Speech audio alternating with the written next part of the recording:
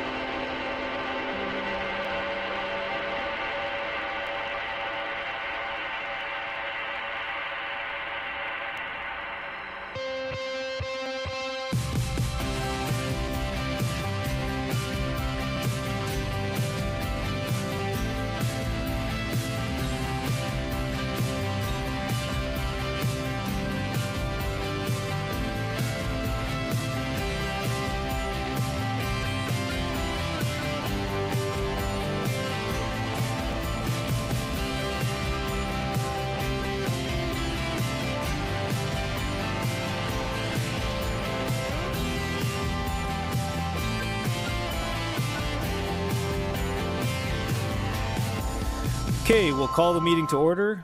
Good afternoon and welcome to the August 26th, 2026 City Council meeting. I will ask everyone to please rise if you are able for the Canadian National Anthem.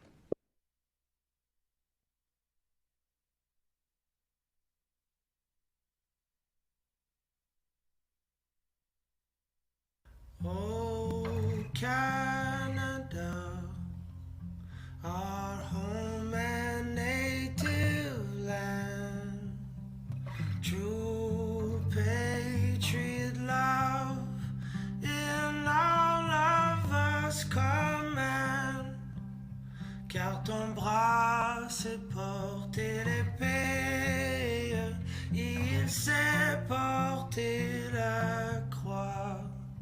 Ton histoire est une épopée des plus brillants exploits. God, keep our land glorious and free. Oh, Canada, we stand on guard for thee. Oh, Canada, we stand on guard for thee. Okay, you can be seated. We acknowledge that we are on the traditional lands of Treaty 4 territory, a treaty signed with 35 First Nations across southern Saskatchewan and parts of Alberta and Manitoba, the original lands of the Cree, Saulteaux, Dakota, Nakota, Lakota, and on the homeland of the Métis Nation. The City of Regina owes its strength and vibrancy to these lands and the diverse Indigenous peoples whose ancestors' footsteps have marked this territory, as well as settlers from around the world who continue to be welcomed here and call Regina home. City administration may be attending the meeting today through video conferencing. I'd like to remind those members of the following. Please ensure that your video camera and microphone are turned off. If a member of council wishes to speak, use the raise hand function to be placed into the speaking queue. When speaking, remember to unmute your microphone, and all votes will be conducted with a recorded vote. New meeting management technology is in use in Henry Baker Hall. As such, delegations and council members in attendance in person will now see their 5-minute allocated speaking time appear on the blue display screen to my right. When there are 30 seconds left in the participant's speaking time, an automated warning sound will come from the system. At the end of 5 minutes, a notification sound will come through the system and the speaker's microphone will turn off automatically.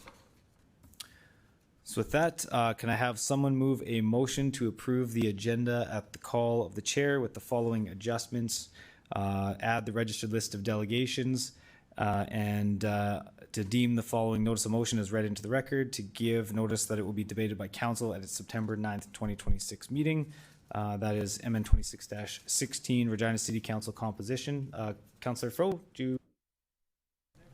Yeah, thank you. Through the chair, having spent some time connecting with administration, I'm going to withdraw the motion at this time. It was my view, based on the last review, that that could be done internally. However, having found that this review would cost considerable dollars and take considerable capacity, I just think at this time it's probably not appropriate.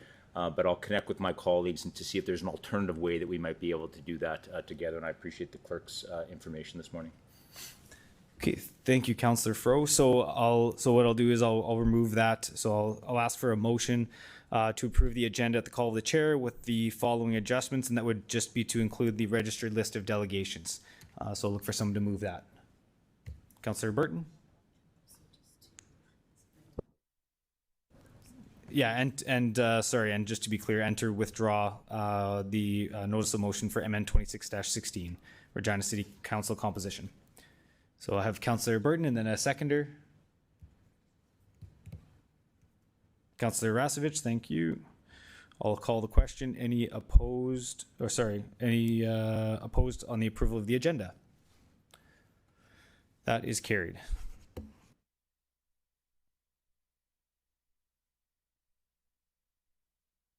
The new meeting management software got me already.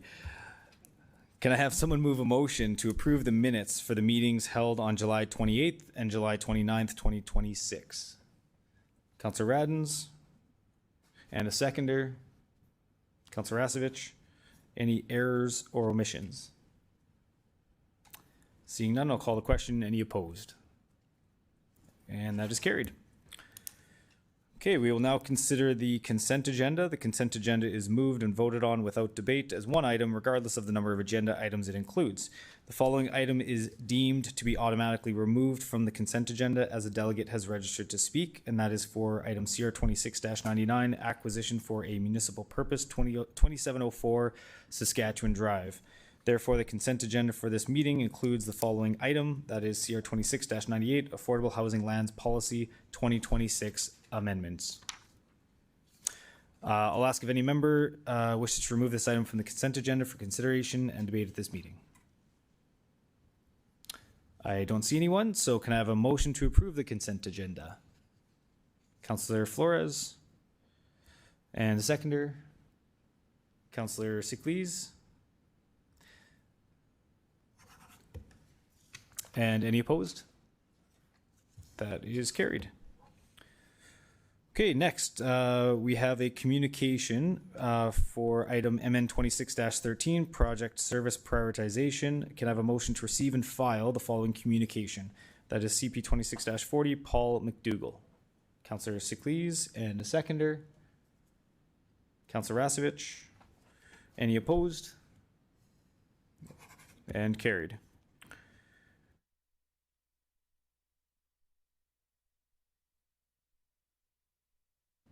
I know she's not doing it on purpose. We will now consider item MN 26-13, project service prioritization. And Councillor Siklees, I will get you to introduce your motion.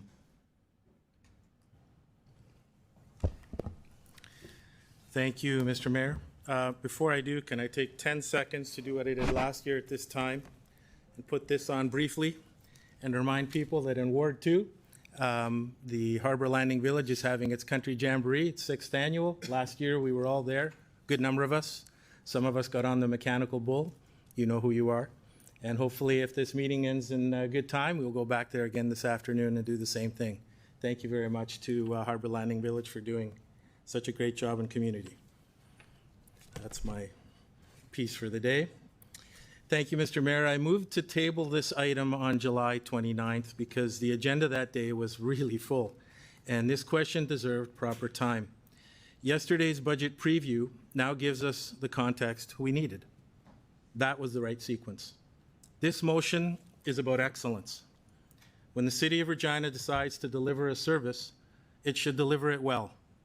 Clear standards, measurable results, and real value for the people who pay the bills. If we cannot or will not do something to a high standard, we should redesign it, find a better way, or stop. If we keep doing what we've always done, we will keep getting what we've always got. This motion gives us a better choice. It directs administration to return with a work plan, scope, methodology, and timeline.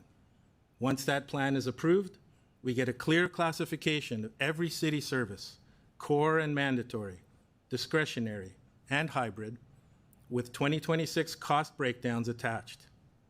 It requires options for a 3 to 5 year service excellence and sustainability plan that protects the essentials while creating headroom through better management of discretionary areas. It mandates proper public engagement and a full risk assessment. The finished work comes to Audit and Finance on October 29th so it can shape the 2027 and 2028 budgets, and the results are written into the long-term financial plan. This is not about ideology. It is about competence. Residents judge us by whether the roads hold up, the water is reliable, the parks are maintained, and the core services work. A transparent classification gives this council the evidence to choose excellence where it matters most and to stop spreading ourselves thin everywhere else. I ask for your support so that we can begin that work. Thank you. Okay. Thank you, Councillor. So I'll look for a seconder for Councillor Sickley's motion. Councillor Rasevich.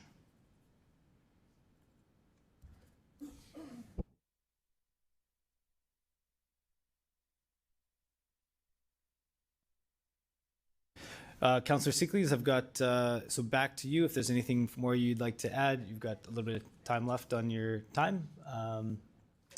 So if you have anything else, or I can open it up for questions. Okay, sounds good. Okay, thank you. So I will open it up to questions from council members, and I see Councillor Zakiniak. Go ahead. Thank you. So first, I want to ask about some of the dates in the motion. So unless there's a newer copy, some of the dates would need to be changed because one of them is today. So to the mover, did you have amendments based on the fact that you had tabled and some of the timelines would maybe change? Councillor Sickley's, go ahead. We can adjust as necessary. Yeah, and I don't think the wording changed when it was pushed from the 29th till now, right? Yeah, so I guess those dates can't be changed without a formal motion to do so. So Oh. I guess it'd be, Oh, okay. sorry, I'll get the acting city clerk to speak to that. Through you, Chair. Yeah, we can't make changes to an item when it's been published to the agenda once it's been tabled. But you're welcome to make a friendly amendment to your main motion today to make those adjustments to those dates. Sure, will do. Yeah. Is that something you were wanting to do now or at the closing of the debate? And does that matter to the city clerk? Yeah. Through you, Chair, it can be done at any time. I would recommend maybe waiting closer to when you're going to close debate. Based on the conversation that happens during the debate, we can check with administration to determine what dates would be the best to change those dates to. Okay. Okay, so now I realize that what's requested today is a report about a work plan. But you know, as the motion speaks to, I think we need to be careful about the work that we direct administration to do. And this came up yesterday too, in terms of the referrals. So I want to be careful about just directing administration to undertake a report. I do have process concerns with this motion. First of all, in terms of a classification of city services, core, mandatory, discretionary, hybrid, I believe that that's our job as council, that we are setting the priorities for administration to work on. So it's my interpretation that this is the work that we do every day with our votes on council. We are determining which are the highest priority potential actions and policies that our city administration could do. And so I just wanted to, that's my understanding, my interpretation of the job. I wanted to see if that's aligned with how administration views the role of council as a starting point.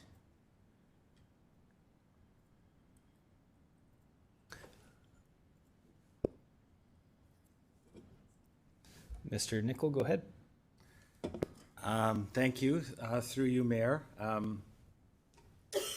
I can't disagree with you, Councillor Zakidniak. Members, administration, and the public have heard from me on many occasions where I have stated very clearly that council sets the priorities and administration implements your decisions. The Cities Act, in particular, and I'm not trying to be overly negative here, but the Cities Act doesn't define what is core, mandatory, discretionary. It talks in very broad terms about a city's purpose is to provide services, facilities, and other things that, and here I quote, in the opinion of council, are necessary and desirable for all or a part of the city. There's a further section in the Act that speaks specifically to the role of council, in the sense that councillors have the following duties, and one of them is to participate in developing and evaluating the policies, services, and programs of the city. This kind of work, which I believe we are doing on an ongoing basis internally, is very difficult to put out there to the public, because with respect, there's 11 of you that all have different ideas of what is core, mandatory, discretionary, etc. You can extrapolate what that would mean to the public. That's what we're struggling with all the time, is we're trying to take your strategic plan, your stated objectives, what we've heard, some of the few regulatory matters that we have to attune ourselves to, and we're trying to balance that with both the ability of the public to pay and what we are starting to perceive as the willingness of the public to pay. So, long way of saying, I respectfully believe that the priority setting needs to reside with the 11 of you. Yeah. Okay. Okay. So yes, I think that is appropriately our job. On the note of feedback, is there other feedback that administration has in relation to this motion? We know that the timelines would change, but is there anything additional feedback? Well, recommendation number 3 talks about this coming back, a report coming back to the October 29th F&A meeting with a finalized service prioritization report with recommendations to council on financial impacts for key service priorities for the 27-28 budget deliberations. I respectfully say there's no way we're going to be able to do that, because that gives us about 6 weeks, because you have to publish in advance. And again, by the time this goes to F&A and then subsequently to council, we will be days away from publicly announcing and releasing the proposed 27 budget documents. So timing is really going to bite here. I just honestly don't see how we can accomplish this in any fulsome capacity. Okay. And then there are some, and also it's my understanding that Saskatoon attempted some similar type of exercise as what's contemplated here. Does administration have an awareness of that? And if so, what happened over there since we... Mr. May, go ahead. Yes, through the chair, just briefly, Saskatoon did contemplate undertaking priority-based budgeting. That was a recommendation that came in a direction from their council. They started looking at that in, I believe it was March of 2025. They spent what was described to me as hundreds of hours and struck an internal working group to identify services, cost the services, and then come up with a set of criteria by which the services could be ranked and prioritized. And they brought that forward to their council in May of 2026. So it was a substantial amount of work to get partway through the process, to get to the priority, to the criteria setting piece. And it was then taken to council to say, these are the criteria we've come up with.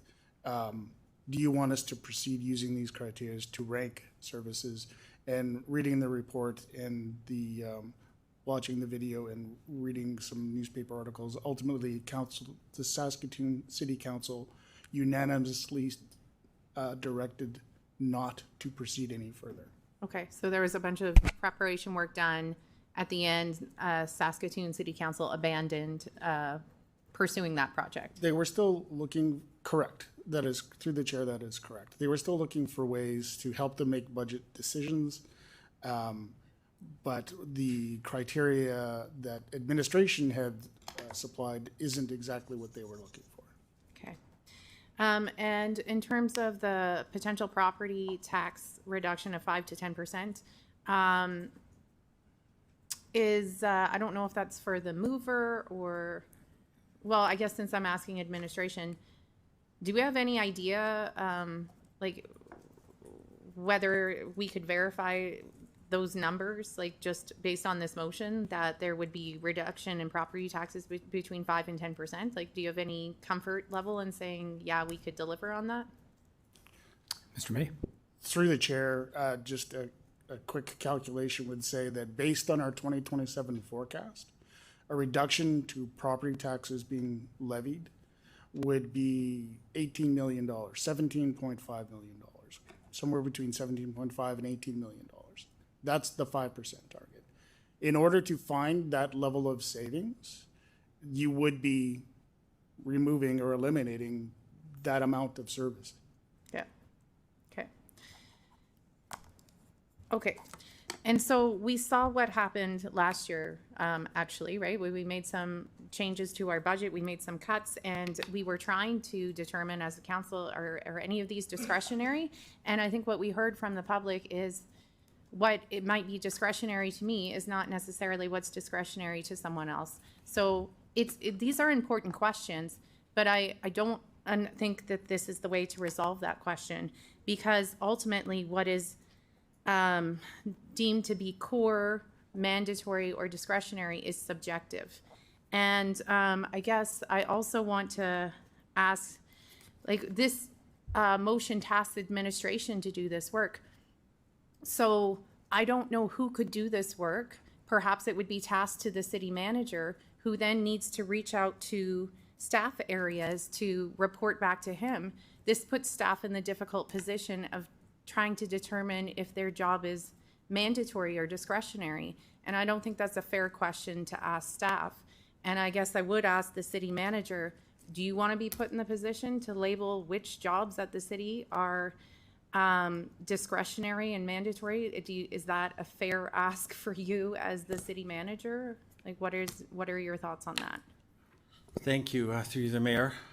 Well, sometimes the crown weighs heavily on the king's head, but it's not something we need to caution it for two reasons. One, we could undertake it internally. One thing to keep in mind is that, I say it with respect, administration has been tasked to be looking for efficiencies each and every day, 365. So it's not as if this is news to us. The second thing is, related to that, is when we do it internally, although some would say there may be a bias, we also have the contextual understanding and the history behind a lot of these things. The two dangers with bringing an external consultant is, notwithstanding what will be a significant price tag, will be that they don't have the context. They don't operate in this milieu. Anybody who thinks you can come into municipal government and understand how things work, I will say from experience, they're mistaken. This is a very complex thing that we do. We are the only level of government, you've heard me say before, where the public can come and speak to you directly. Yeah. Nobody gets that opportunity with Premier Moe or Prime Minister Carney. And all your decisions are made here in public. So we are constantly trying to read the room and understand where the priorities and the consensus of council is. And it is increasingly difficult, and it's particularly challenging during budget time. But again, if it is the will of council to direct us to do this, we will. But as I've already said, it will have a direct impact, and I don't think it will have a meaningful impact for the development of the 27-28 budget because of the timing. Yeah, so you were saying you don't believe that you can execute on this, just to make sure I understand, prior to this budget? Like, if that's the goal, is to make some changes prior to the 2027 budget deliberations, there's not sufficient time. In my opinion, that's correct. And again, you had the initial budget forecast yesterday. You have another 2 meetings in September and 1 in October. That is to set the stage so you understand what it does continue to cost to run a city of this size with the services and programs that the people are expecting and in some cases demanding. And I think it's prudent to understand that I think you were getting a sense of the meeting yesterday that there are already differences amongst members. And that is the inherent challenge that my colleagues here at this table are always trying to reconcile. Okay, thank you. So, I mean, I think it is important that we are trying to make these determinations. I agree that this is important work for 30 us seconds to do. remaining. Thank you. But I think it is our job as counselors to wrestle with these questions and then administration to respond in terms of the priorities that they set and giving us their best recommendations. So I think we are actually doing this now and should continue doing this. And I think we heard yesterday about how this is happening already without this motion. So I'm not able to support it. Thank you. Okay, Councillor Turnbull, go ahead. Hello. So we came together and put together our strategic plan that had our values, that had benchmarks, that had all of us there. We were all there. On top of that, we have our budget done with Coilers every year, which then takes this information, feeds into it, and decide what makes it above the line and below the line. Is that not correct? I'm going to go to the administration. Who'd like to answer that, Mr. May or Mr. Nickel? Mr. May? Through the chair, I would agree that that's the process. So we have already decided as a group for days together to what our priorities are. Administration has done a good job of taking that and actually applying it to our budget already with this report by Coilers, which does actually look to it with our values and principles. And do we have benchmarks for our things and measurable actions as part of our strategic plan and with our Coilers project capital planning? Mr. May? Through the chair, for clarification, just for my own clarity, you're referring to the Collier's work Yes. that we did last year about benchmarking Yes. or scoring capital projects. Yes. Some areas have benchmarks about the level of service that they're providing. Other areas are developing those as we continue on. Yeah, and that's ongoing with this year's project budget as well, is that it's being done by this consultant to see what makes it above the line and below the line with our priorities made by all of us with our benchmarks and measurables in place. Through the chair, we contracted Colliers to give us a first view of how we could, a system we could use by which to rate and rank capital projects. It's one of the pieces of information that we'll be using as we develop a capital plan. There's also the expertise of our folks who deliver service and who know our infrastructure and when things need to be replaced. So it all comes together. Colliers is no longer providing service to us. They gave us that piece of work and now we take it forward from there. So this work is done. It's been done by an external consultant. We've come up with these priorities together. What I find, I've had to put the word respectfully in here, but what I find probably most offensive is we did this all together. We came up with our priorities together. This here has priorities and things which were not done together, which were not done collaboratively. This 5 to 10%, we never talked about that as a council. This report asks us to go back to Audit and Finance Committee. How many people around the circle sit on Audit and Finance Committee? 3. So that puts 3 councillors, which means only 3 wards, 3 representatives, and does not actually look at the whole as these things, and it doesn't respect the work we've done together this far. However, Councillor Siklis and I do share something in common, and that is efficiency. I very much value efficiency and excellence, which is why doing this work here now would be repetitive, putting more work, more consultant work, which is already done, but on top of that is, in my opinion, very ill faith because it does not consider the will of council as a whole. It doesn't even mention the strategic plan in here or the values you came up with together. This is, in my opinion, going to decide to push through not the whole values, but values of individuals. And that is why I will not be supporting this, because I believe administration is doing a good job. I believe we came together to come together with our strategic priorities. And I believe this is inefficient use of our money. And right now, it doesn't even make sense to me why we're talking about this, because this is not representative. Yeah. Hold on, Councillor Beazle, let me just get your mic Thank you. on for a point of order. Go ahead. Any councillor around this table has the ability to submit a notice of motion, whether you agree upon it or not. It's the councilor's prerogative that they can submit a notice of motion. If you don't accept it, you can just vote no. But we're not sitting here to say that we're in collaboration on every motion. Every motion that comes forth is something that the councillor puts forward. Councillor Beazle, yeah, and I think your point's well made, and that's fair enough. And I think that's all fair statements. That's correct. Everybody has the ability to vote yes or no. They also have the opportunity to express why they're voting yes or no. So again, I think point's well made. Thank you, Councillor Beazle. Councillor Turnbull, go ahead. Sorry, I knew I'd be a little bit spicy today over this motion. But that is my opinion on it. And I believe this work is happening. And personally, I'd like all 11 of us work together, stick to our strategic plan, look at our values, look at that, and bring things through council. And administration has done a decent job of taking that strategic plan, taking 11 people's different aspects, putting it together, and on top of that, we have a methodology which then goes with our budget to rank things. And I don't think anyone's happy, which means it's probably working. So. Councillor Fro, go ahead. Yeah, first through the chair, I think we have an opportunity to speak to each other prior to these meetings. I've sent my questions to Councillor Seeklees in advance, but then to seek clarification from administration. So let's be mindful to not assume the motivations of anyone that we work with as our colleagues. So perhaps I'll start off by saying that, Councillor Seeklees, you and I vote the same sometimes, not always the same, but I know you come into work every single day. You're looking for ways to be efficient. You represent a group of people in this community that think like you, that appreciate how you work, and so I understand that.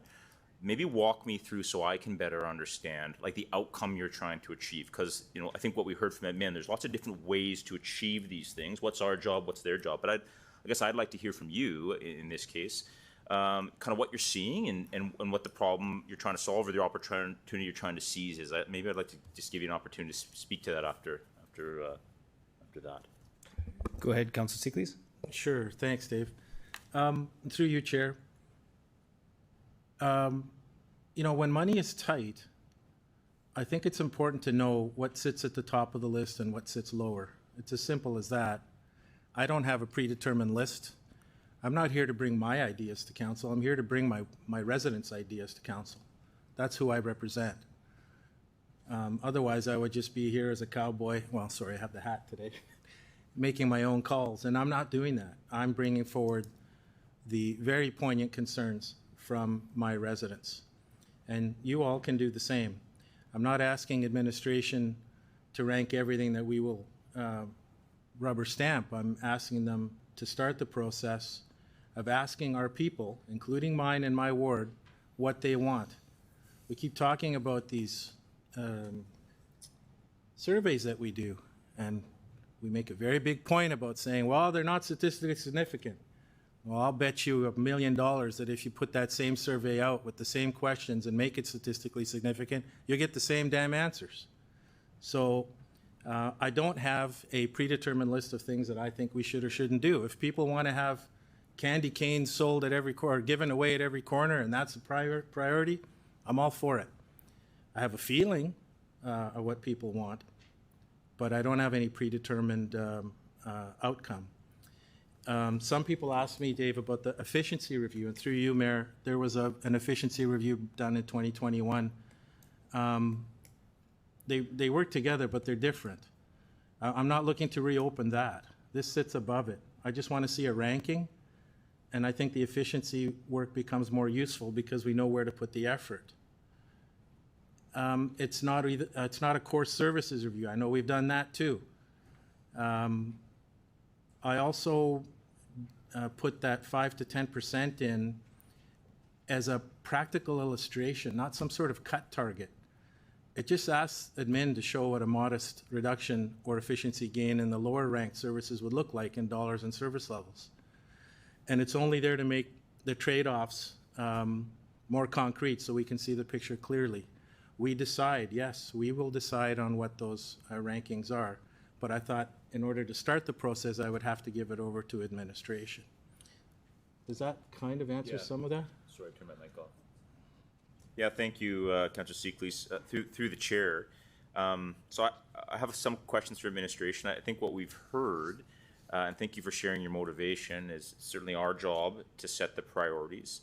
You know, a couple of years ago, we went through an unfortunate process here. We were new, where we, almost inadvertently removed a lot of our colleagues out of scope. And at the time, I said, the way in which you determine efficiencies is a core service review. Halifax just went through one. It's a very extensive process. And I guess through the chair to the acting city manager, do you view, notwithstanding Councillor Seeklees' comments, which I take at face value, how do you view this as sort of reading as a core service review? Do you see merit in a core service review, understanding that we went through a fairly extensive process with Deloitte and a decade prior to that, an actual core service review? But just for the context for colleagues here, many of which are new, I think we're trying to also identify ways to illustrate our priorities, work through our priorities. Sometimes council can be cumbersome, but when you look at this, do you look at it as a core service review, and how might you read that, and how might we think about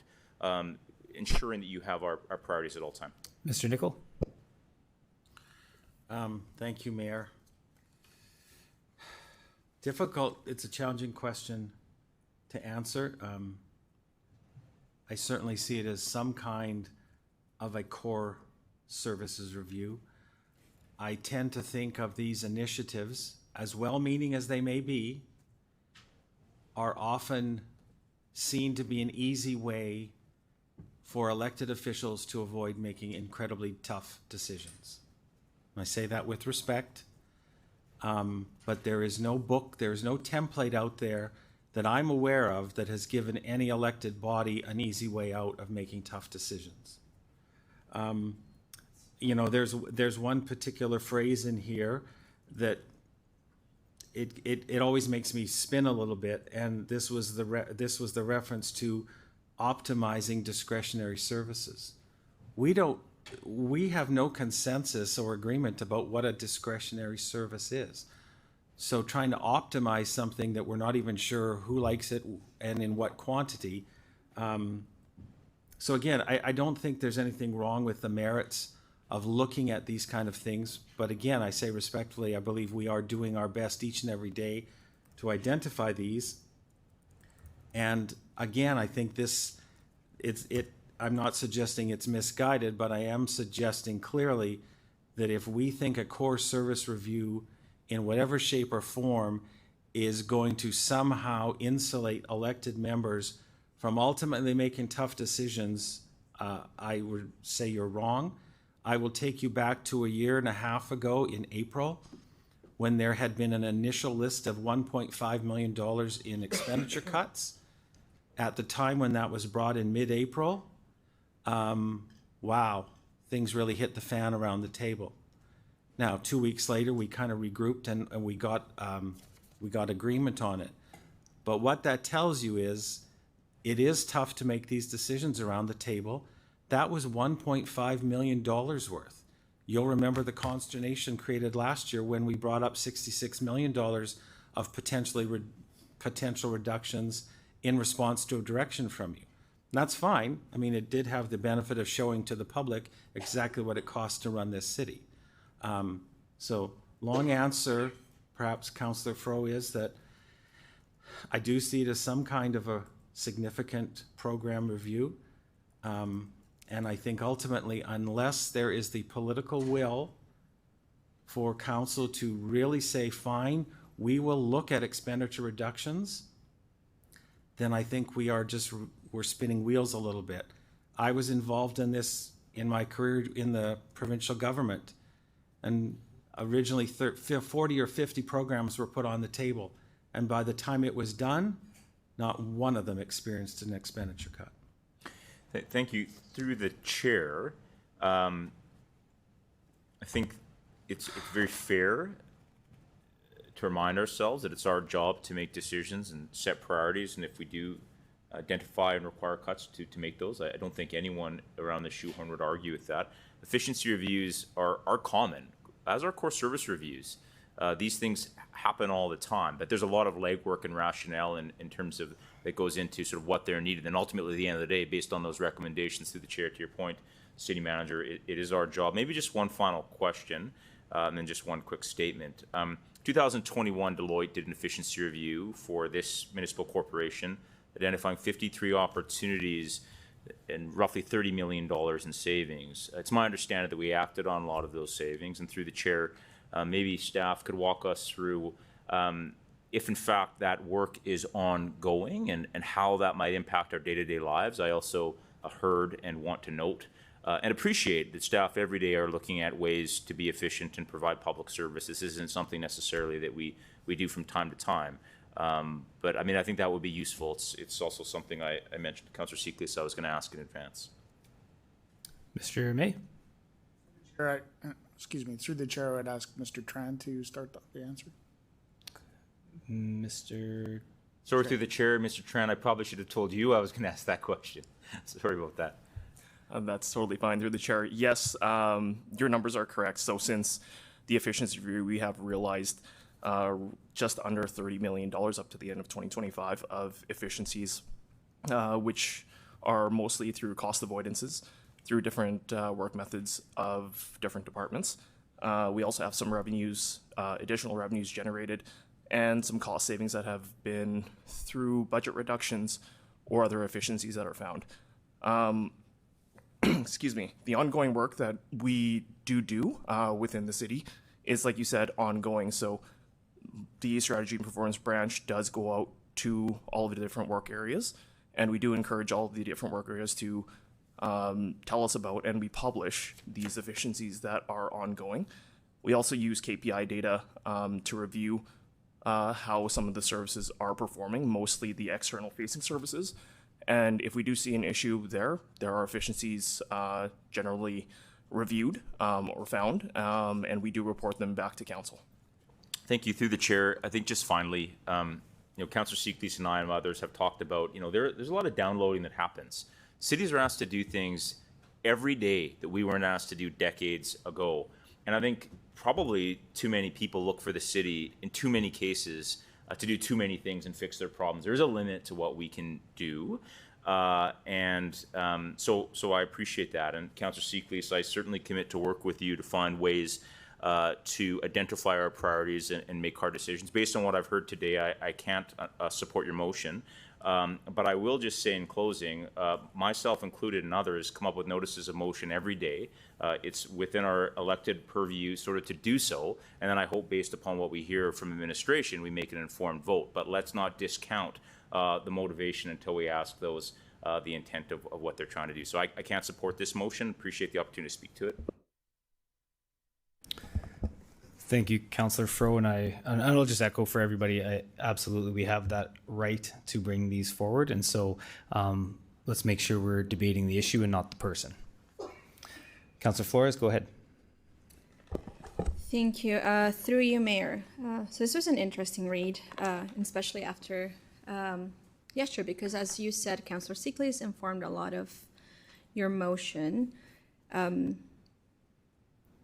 Now, I'm curious. I just want to understand your the way that you came to put together this motion. So, yesterday we saw the majority of the dollars that we spend as a city go to what would most folks, I think, would define as those basics of a city, right? Roads, police, infrastructure, that kind of thing. And I believe you have the advantage of sitting on ANF and Board of Police Commissioners. So I'm curious, when you put together this motion, what are the things that you see as these core services versus the idea of nice to have? Because I'm assuming that you had some initial thoughts on those things. I'm just want to get a better sense of what that looks like to you. Councillor Siklees, go ahead. I did not, as I said earlier. The most important thing I'm guided by is what my residents tell me, and they're sick and tired of tax increases that they feel they're not getting the value for their tax dollars on. So this is my response to that, to put something together that says, tell me what these 60 plus services are. I don't know what they are. 60 services. You know, is that reasonable for a city to have 60 services? You tell me.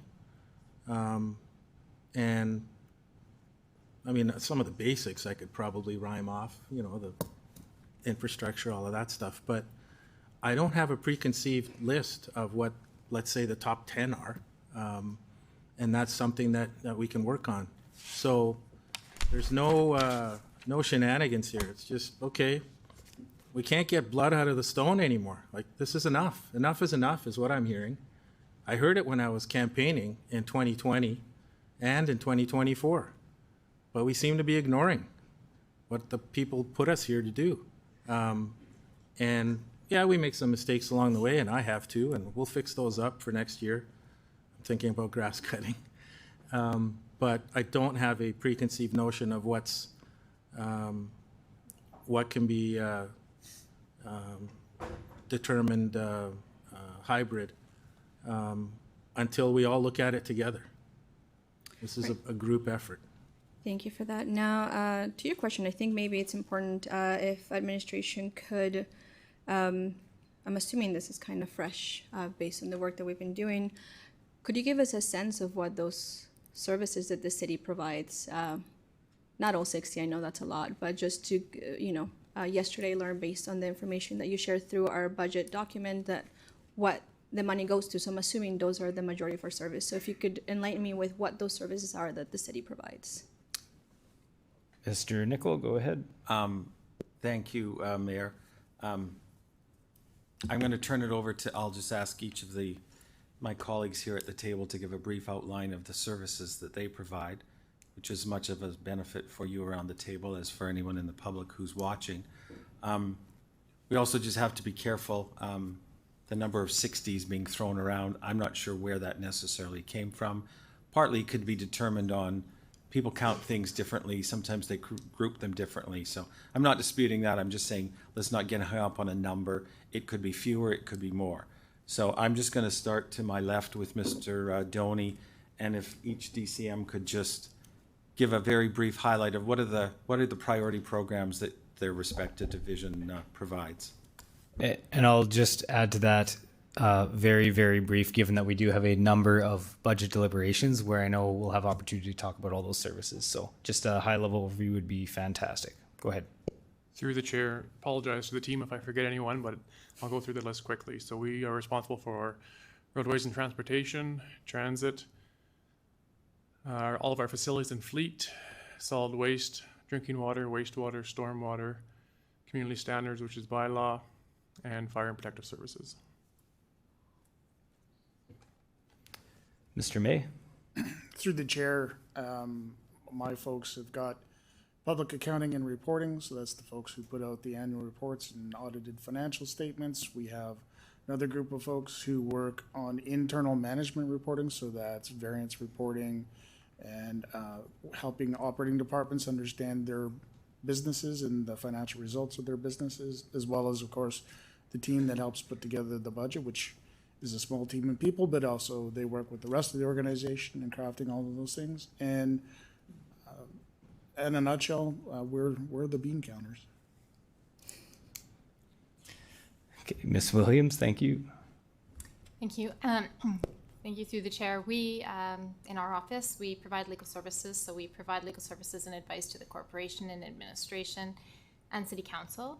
and we defend all legal actions that are brought against the city, and we pursue all legal actions on behalf of the city. We also do all the bylaw prosecutions for the cities. We're responsible for the administration of the Regina Municipal Division of Provincial Court, and we also are responsible for obtaining insurance policies for the city's comprehensive portfolio of financial assets and all of the claims and administration in that area as well.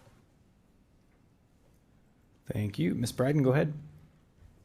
Thank you through the chair. So I am DCM of City Planning and Community Development, and within the division we have Assessment and Property Revenue Services, which oversees the assessment of all the properties within the city, levying property taxes, also the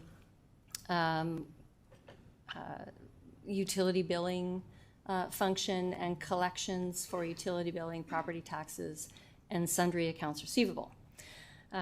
Further, recreation and cultural services is within the division, and within that department we have all of our recreational activities, including swimming, adapted rec programming, all of the city recreational programs in our facilities, and also community safety and well-being is within that portfolio, and the culture branch is also within that portfolio. We also, within the division, have parks and open spaces, which is the department that oversees all the parks maintenance. Also the horticultural, forestry, pest control, cemeteries and golf courses. Sustainable infrastructure is another department, which is long-term asset management planning, long-term infrastructure planning, and integrated service delivery, which also includes GIS and some other functions there. I know I'm missing a whole bunch of stuff. And then we have planning and development services, which oversees all of the city planning, all of the concept plans and zoning and those types of things within the city, as well as building standards. I know I'm missing a piece out of there as well, but and then we also have oversight of city center, and also some work for the long-term growth, so our long-term growth plan, and the OCP. That's all I got in my head right now. Thanks. Thank you. Okay, Ms. Johnson, go ahead. Thanks, through the chair. We provide a combination of internal and external services, as well as some services to tourists to our city. So under my division is communications and marketing, which is news releases, social media, traditional advertising. Service Regina, which handles all the service requests for the city, is essentially the city's call center. Tourism Regina, which attracts events to the city and then helps activate those events, as well as provides services to tourists who just casually are touring the city. And the IT technology division, which helps us all do our daily work. Thank you. And Ms. Ackerman? Through you, Chair, thank you. Our area oversees legislative services. We provide governance advice to administration, oversee governance for the corporation and for council. We provide direct support to members of council with respect to overseeing the council and committee meeting structure, preparing meeting agendas and minutes. We oversee the corporate records management program for the city of Regina, and we also oversee the freedom of information and protection of privacy process for the corporation and the public. Thank you. Thank you, through you, Mayor. So that's a lot, and I know that's not all of it. So this is not intended as a gotcha moment, but or as a, my concern with this is we're being asked, give us a list of the things, and then we'll ask the people what they think is the most priority. But we are not a small town. This is a large city, and there's so many things that happen here that I think it would be tough to say, you decide what's priority, and we're never going to match, I think, if we do it through that strategy. But also, if this is not an efficiency review or a core service review, then what is it, right? Like, I believe, based on my experience this past almost 2 years, and all the meetings and briefings that we've done, that the city does they do their best to prioritize based on the budget that they're provided and on the master plans that have been developed, on the information from experts in those areas. And I think, like anywhere, there is an opportunity to absolutely improve the ways that we do things. There's an opportunity to save money. But I'm afraid leading with let's make a list of things and see what people think is most priority, and that way we'll save some taxes, because everyone is tired of paying taxes. I agree. I mean, I don't think anybody would like their bills to go up. But the reality is that there's so many things out of our control. Like, we don't control the price of asphalt or steel or all these things that deeply, or like fuel, that deeply impact the cost of our services. And I don't think it's an intentional thing to go and say, let's just raise our taxes for our residents just for fun. I don't think that's the case, right? And I absolutely agree that there's an opportunity for us to review our services as we go. I just don't think this approach is the approach that would accomplish that, because it's asking the question before we have a list, and is setting the goal before we have an idea whether that's we can accomplish that. And I think it was mentioned earlier, we saw what it took when we were asked to reduce the mill rate, and that was a great exercise of seeing priorities and seeing what matters to some and what doesn't matter to others. So if we leave it to our residents, we're going to hear so many different things from folks that live in, let's say, the Greens versus the core, right? Because they have very different priorities based on their current access to different city services. So as it was mentioned earlier, that it is a tough job that we have to do to set those priorities. And we have had the tools, and we have a team of experts that help inform that. But while I commend the intent, and I commend the fact that we want to do right by our residents, I don't think saying this is what my residents are telling me is necessarily the route to accomplish that. However, the goal is commendable. I do think we should work to find efficiencies and costs and things like that. But I also think that we are doing that consistently through each department, and we hear that on the reports that they give us and things like that. So I can't support this motion. I commend Councillor Seekles for bringing forward the concerns of his residents and looking at this issue. But I don't think the way that this motion prescribes the route to get that would get us there in a way that would be actionable. So I won't be supporting this motion. Thank you. I think Mr. May, did you have something to add? Go ahead. Yes, thank you, through the chair.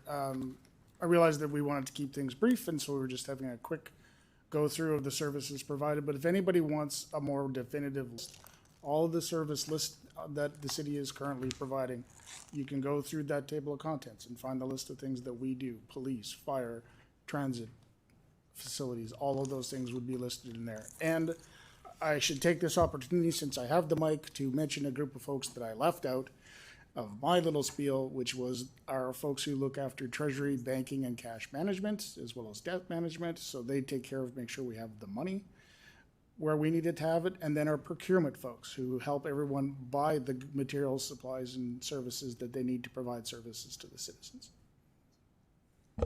Great, thank you, Mr. May, and I'll say hopefully no staff holds our leadership team accountable if anybody was missed. They were put on the spot, so hopefully you can give them some grace. Okay, I'll go to Councillor Radens. Go ahead. Awesome, thank you. I would just like to say that it was the most beautiful thing that I've seen and heard today from all of you and what your departments do, and shout out to all the work and to the people that work in those departments again today, because I don't think we recognize and take account for that. And so thank you all. Thank you.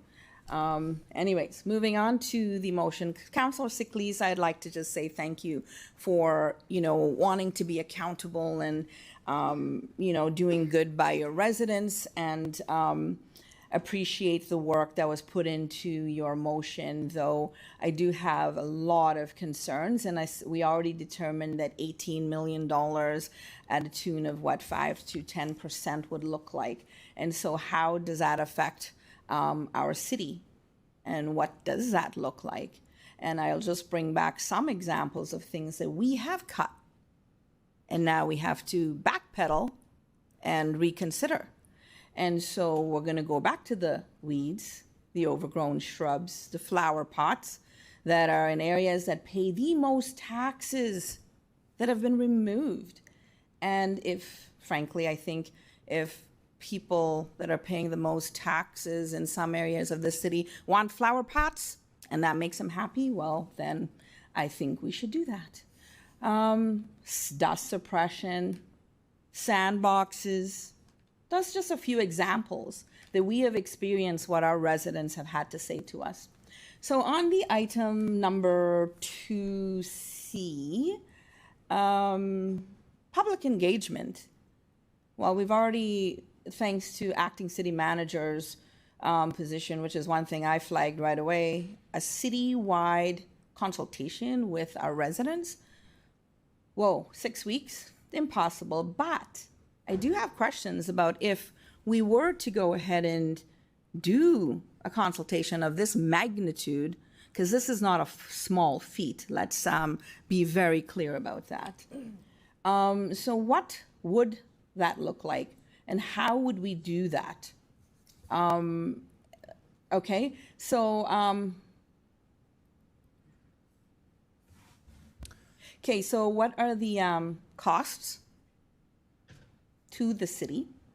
Have we considered that? And Councillor Sickleys, I guess I'm just going to ask that if that was something that was considered when you crafted the motion, in terms of what would be the cost, because A&F, your responsibility is, and you think about these things, I would hope, and where would the funding come from? Is that coming from GFR? Okay, Councillor Sickleys, go ahead.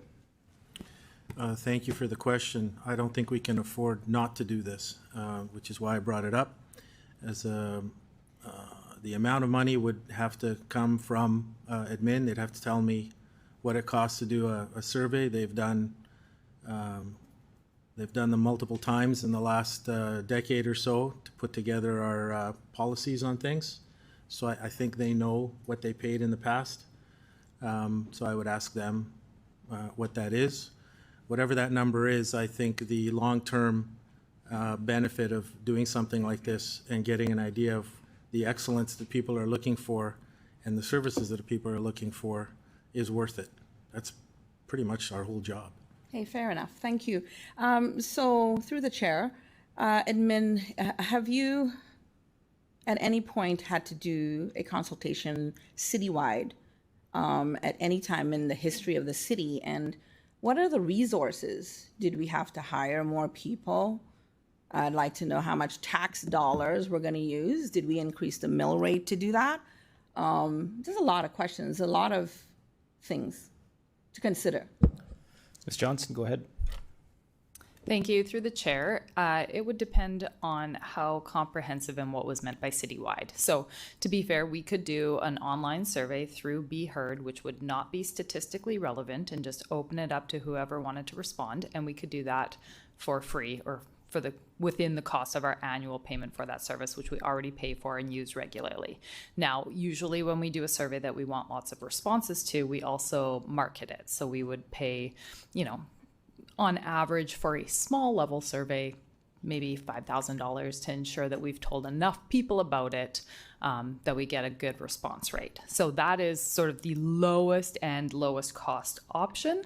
However, it goes up from there, and particularly if you want it to be statistically relevant. So in order to do our annual or our every second year, we do the citizen satisfaction survey. That is statistically relevant. That is phone calls. That's approximately $30,000. Also, focus groups are a really good tool to use in order to get a really good response rate, and from different groups.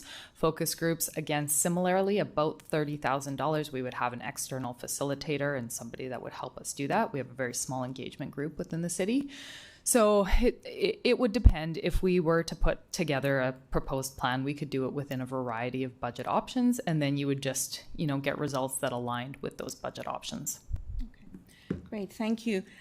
So I think that's great. I mean, I know the pre-budget survey was less than 1%. It worked out at 0.0085% of people who responded to that. And so this would be a more comprehensive, and we would hope that we would get maybe 200,000 people that would respond to a survey of that level, okay?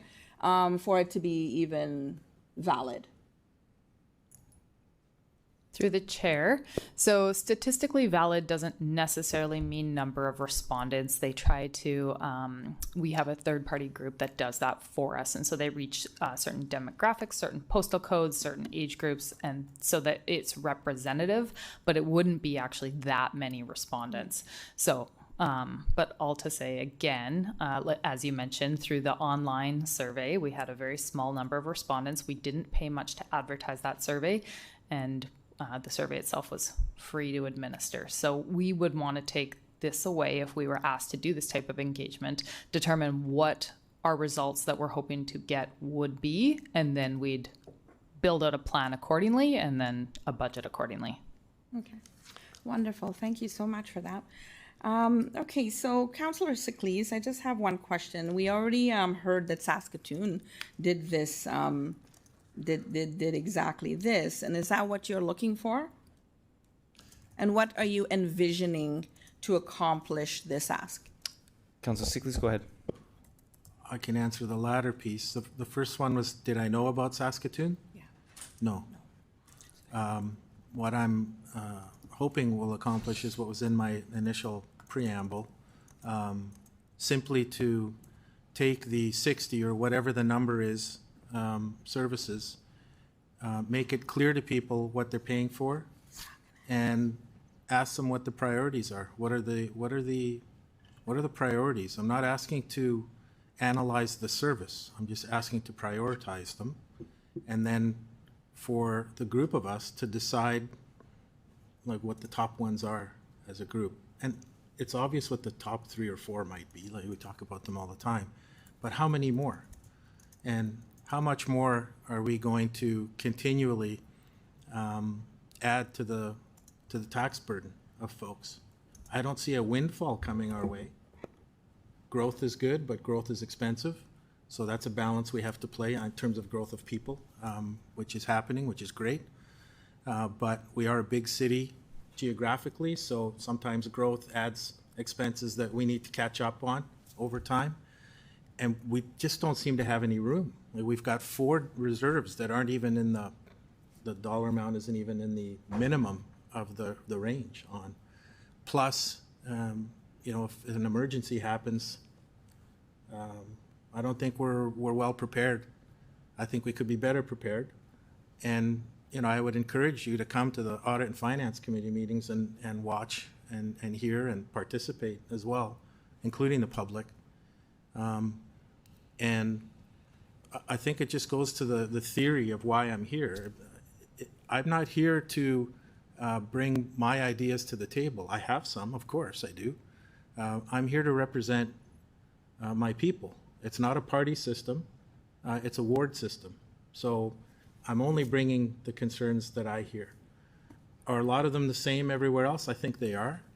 Are some more skewed to more social pieces? Yes. Are some more skewed to just be fiscally conservative? Yes. But we live together as a group of people. And some of the things you pay for are for things you don't use. I understand that. Just because someone doesn't want to swim doesn't mean we don't have a pool. Well, we don't need a $300 million pool. But that's another story. So I hope that gives you a flavor of what my thought process was in putting this together. I don't have a preconceived outcome other than less pressure on taxes and more ability to save for a rainy day. That's all. Hey, well, thank you. Seems like I'm running out of time. That is unheard of, but anyway. So my concern is that, just to be clear, I will not be supporting the motion because I have so many questions. And this 30 does seconds not remaining. This goes against our strategic plan, and vibrancy, infrastructure, livability, and prosperity were on our debated, long, worked on strategic plan, and efficiency was not on the list. So I guess that's where I'll leave it because I have 7 seconds. Woo! Thank you. Okay, Councillor Burton, go ahead. Thank you, through the chair. Metrics are one of the important measures that both council and the administration need to understand the performance of the city. This year we talked about road resurfacing versus reconstruction, and that resurfacing fair roads will produce better results than reconstructing the poor. So to the city, just a question on this one here. How will we know if it's working? Will we be producing one-time reports, ongoing reports? And if we show a trend in one direction, is there value in keeping those reports going forever?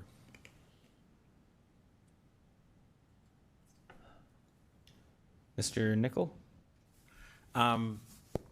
Thank you. Through you, Mayor.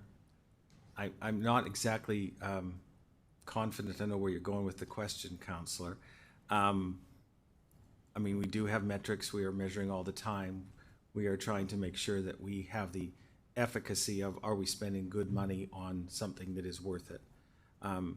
Having said that, at this point in time, we're still not sure what we might be looking at in terms of programming or reviews, but I'm just going to ask Mr. Tran just to give you an overview of our constant monitoring of the metrics across the current performance targets. Mr. Tran? So through the chair, if you're asking if we do actually keep KPIs and performance metrics, and if we do monitor them, the answer is yes. So when we do initiate large-scale projects, there generally are KPIs and metrics associated with those programs to see if we are making progress as intended or not. Additionally, we do have the public-facing service dashboard that was released to the public and to council earlier this year that outline the high-level key performance metrics of all of those outward-facing services that are going to be updated and reviewed on a yearly basis. Okay, thank you, through the chair. So do you keep producing them for every report, or some point in time, one time to find a result? Do you have a variety of different reports that you produce? Or do you, some of these, do you keep them going forever? What's kind of the makeup of the various reporting that you might perform? Through the chair, I don't want to speak for every single report that goes, but I would say that if there are performance metrics tied to the decisions that we bring to council, I would highly doubt that we monitor those KPIs from here to eternity, but we would monitor them for an appropriate amount of time. Okay, thank you. Do we regularly review, through the chair, do we regularly review various metrics being produced to see if they're still relevant? Are they reliable? Are they still meaningful for current context based on something that might have happened in the past? Mr. Tran? Through the chair, yes. We do, with each department and each branch within the organization, we do a review of the KPIs that are associated with the services that each group offers. To your question of if we monitor them, if they're relevant, yes, at that point in time, I think the approach that we have taken is that we're not afraid to change some of the metrics or add or subtract some of the metrics either. If they do become obsolete, then we would certainly replace it or remove it completely and add new metrics that are more relevant. Okay.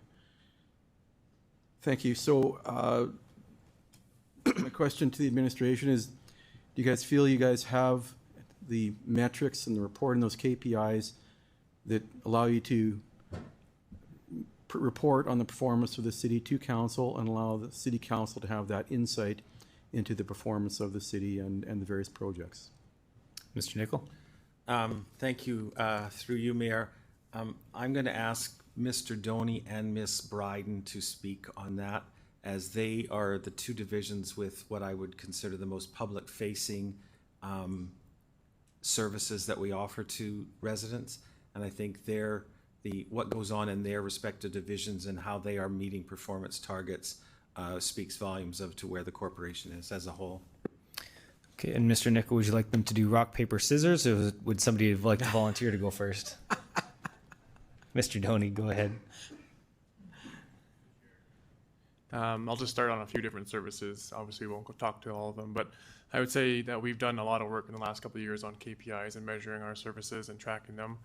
An example you'll see in the coming weeks is our winter maintenance work. So we've got lots of different measures there that we track, and that we'll report in that we will report in that council report, and you'll see how we're doing. And so if we're not meeting expectations, obviously we hear from residents, but council will see those metrics, and if the level of service needs to change, then of course that's a conversation we'll have on the floor of council.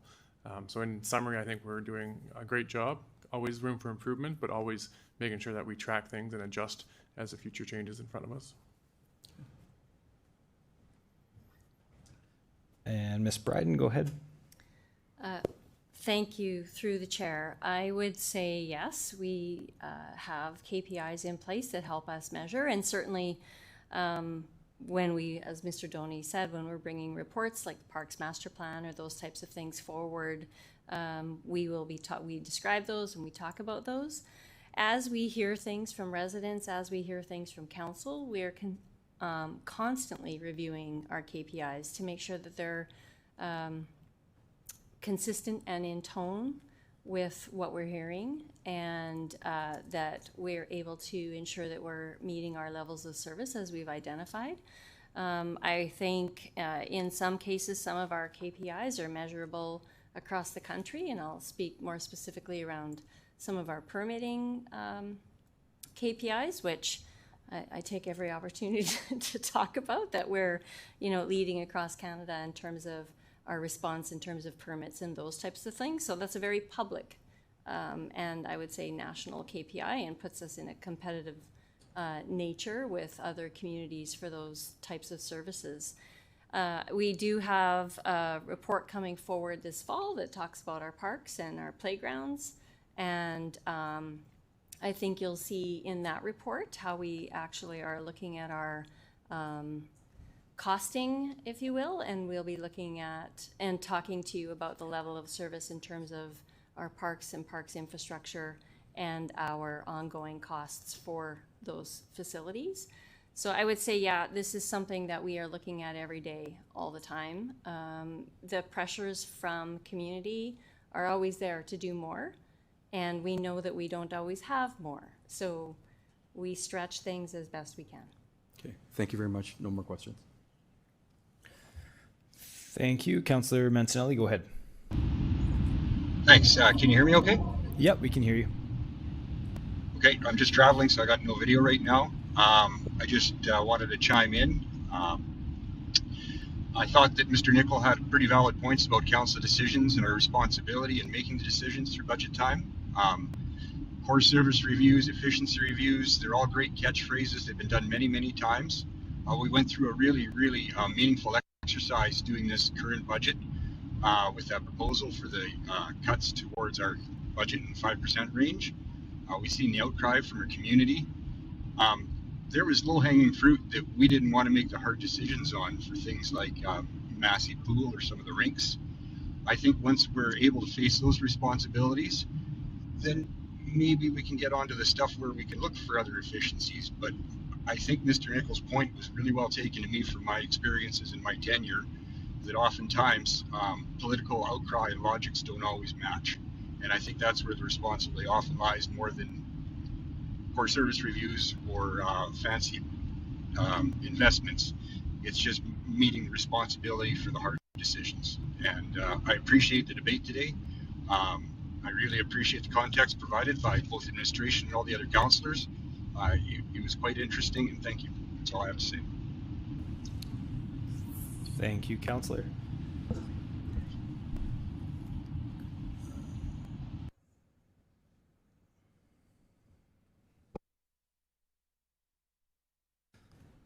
Okay, thank you. Yeah, so hearing the discussion today, I'll just maybe make my own comments. So thank you. Oh, sorry. I've been told to wait, so I'm not going to make comments yet.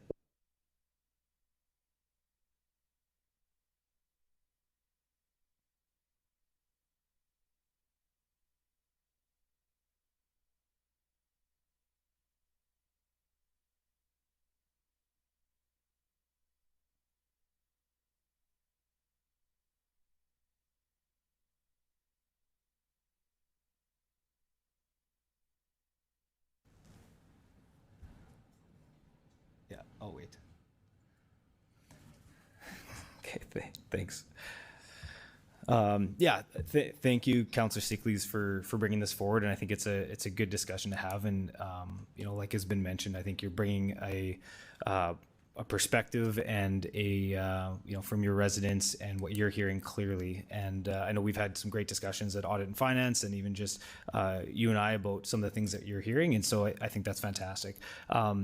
Reading through, you know, I was kind of looking at the different elements of the motion, and I think what kind of hit me today was, you know, right in the Cities Act, it does tell us that we as council have that ultimate responsibility of making those decisions, prioritizing. And so I don't think I can support the way it's written, just because it does clearly indicate that prioritization. And I'm worried about going against, you know, literally the Cities Act in terms of that. That being said, I know that you know, we did approve the long-term financial forecast that's going to be coming. I think that's going to form a good part of allowing, you know, giving perspective for council for decision making. I think that's going to be a huge piece of that.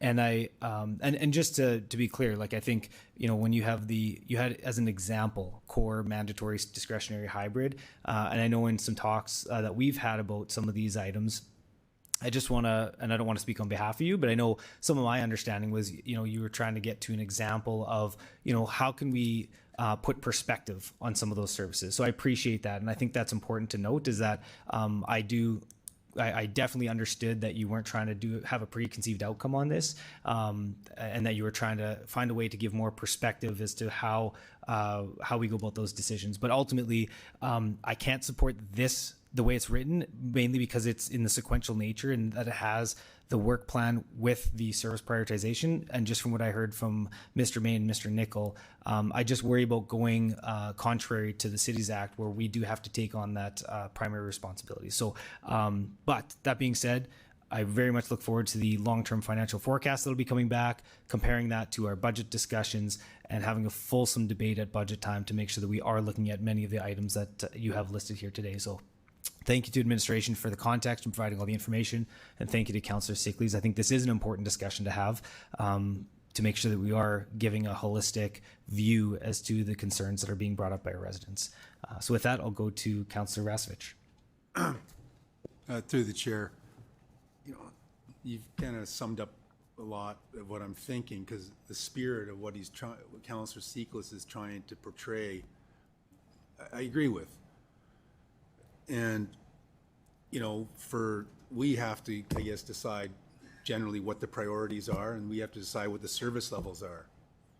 You know, and I know yesterday we talked about this piece of paper yesterday, and I think, Ms. Johnson, you mentioned that there was another survey prior to this that apparently is more, statistically relevant, but the outcomes were the same. So this is information that we can use. For example, you know, when we're deciding what's a priority, you know, I guess when people are saying reduce spending on, you know, I guess they're saying vibrant city center. I guess, what does that mean exactly? I don't know exactly what that means, you know, particularly. Is there a dollar amount attached to that? Yet the next one 3 times is environmental sustainability initiatives. Well, that's 3 times. And that was another. So what's the value of that to the city in terms of our costs and spending? You know, I guess my question would be, what are those total numbers? I guess I could just look back at electric buses, geothermal, those 30, you know, cool, $35 million. That's what it's currently at. I don't know what that number is going to be. But again, these are huge numbers. If we're talking $18 million, which is 5%, well, found it pretty quick, right there, bang. That's almost double. There's 10% right there. So what I'm saying is, hey, you know, maybe Councillor Seacliss's motion, it's not, obviously it's not going to get passed, but there's components of it where we can ask admin, what are the totals for this environmental sustainability? What falls under it? You know what? Do we continue with certain projects? Do we not continue with certain things? Is there huge cost savings to the city? So, you know, there's pieces that can work. So, you know, there's other things I think that what Councillor Seacliss is trying to incorporate in there, and I brought it up before, and I've $10 million sweat lodge. Well, there's 10 million. Okay, we're spending $600,000 on architecturals on something that might not even happen. I mean, if I have a vote, I'll say no. So again, I understand the spirit of what Councillor Seacliss is talking about, because we're talking, if I add all these millions of dollars up here and some of the things I've mentioned, millions, huge dollars of savings, that money could go to reserves. That money could go to different things that we need to prioritize in our city in terms of fixing roads, lead pipes. You know what? I'd rather see the money going from certain things going to fix lead pipes in those communities. So the spirit of what Councillor Seacliss is trying to portray and trying to bring forward, I totally understand. So that's just my comment. So maybe down the road, what we need to do is ask, what's the total dollar value in the city of all these energy sustainability, environmental sustainability initiatives, and what are all the dollar value of Vibrant City Center?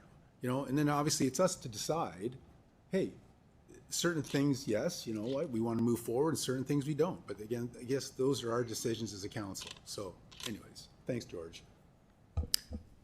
Thanks, Councillor Vasevich. So we are at 2:32, so we have to take our mandatory break. So we will break, and we'll be back at 2:47. Thanks, everybody.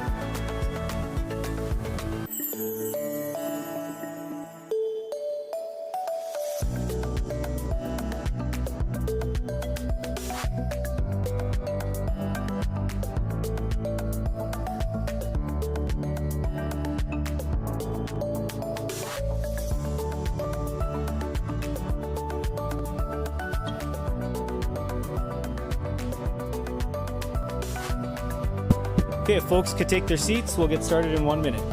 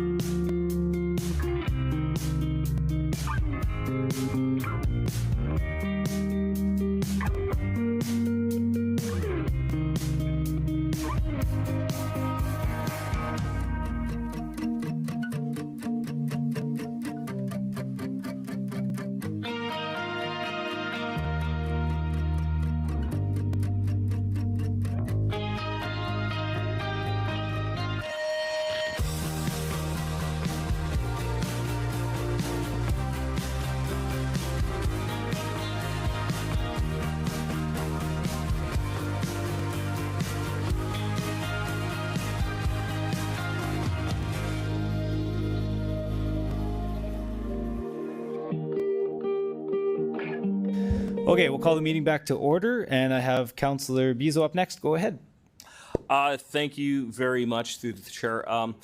Councillor Teclise, I think your motion here really opens up a lot of really good conversation, a lot of good debate, especially in light of a budget. And really what we're talking about is opportunity cost.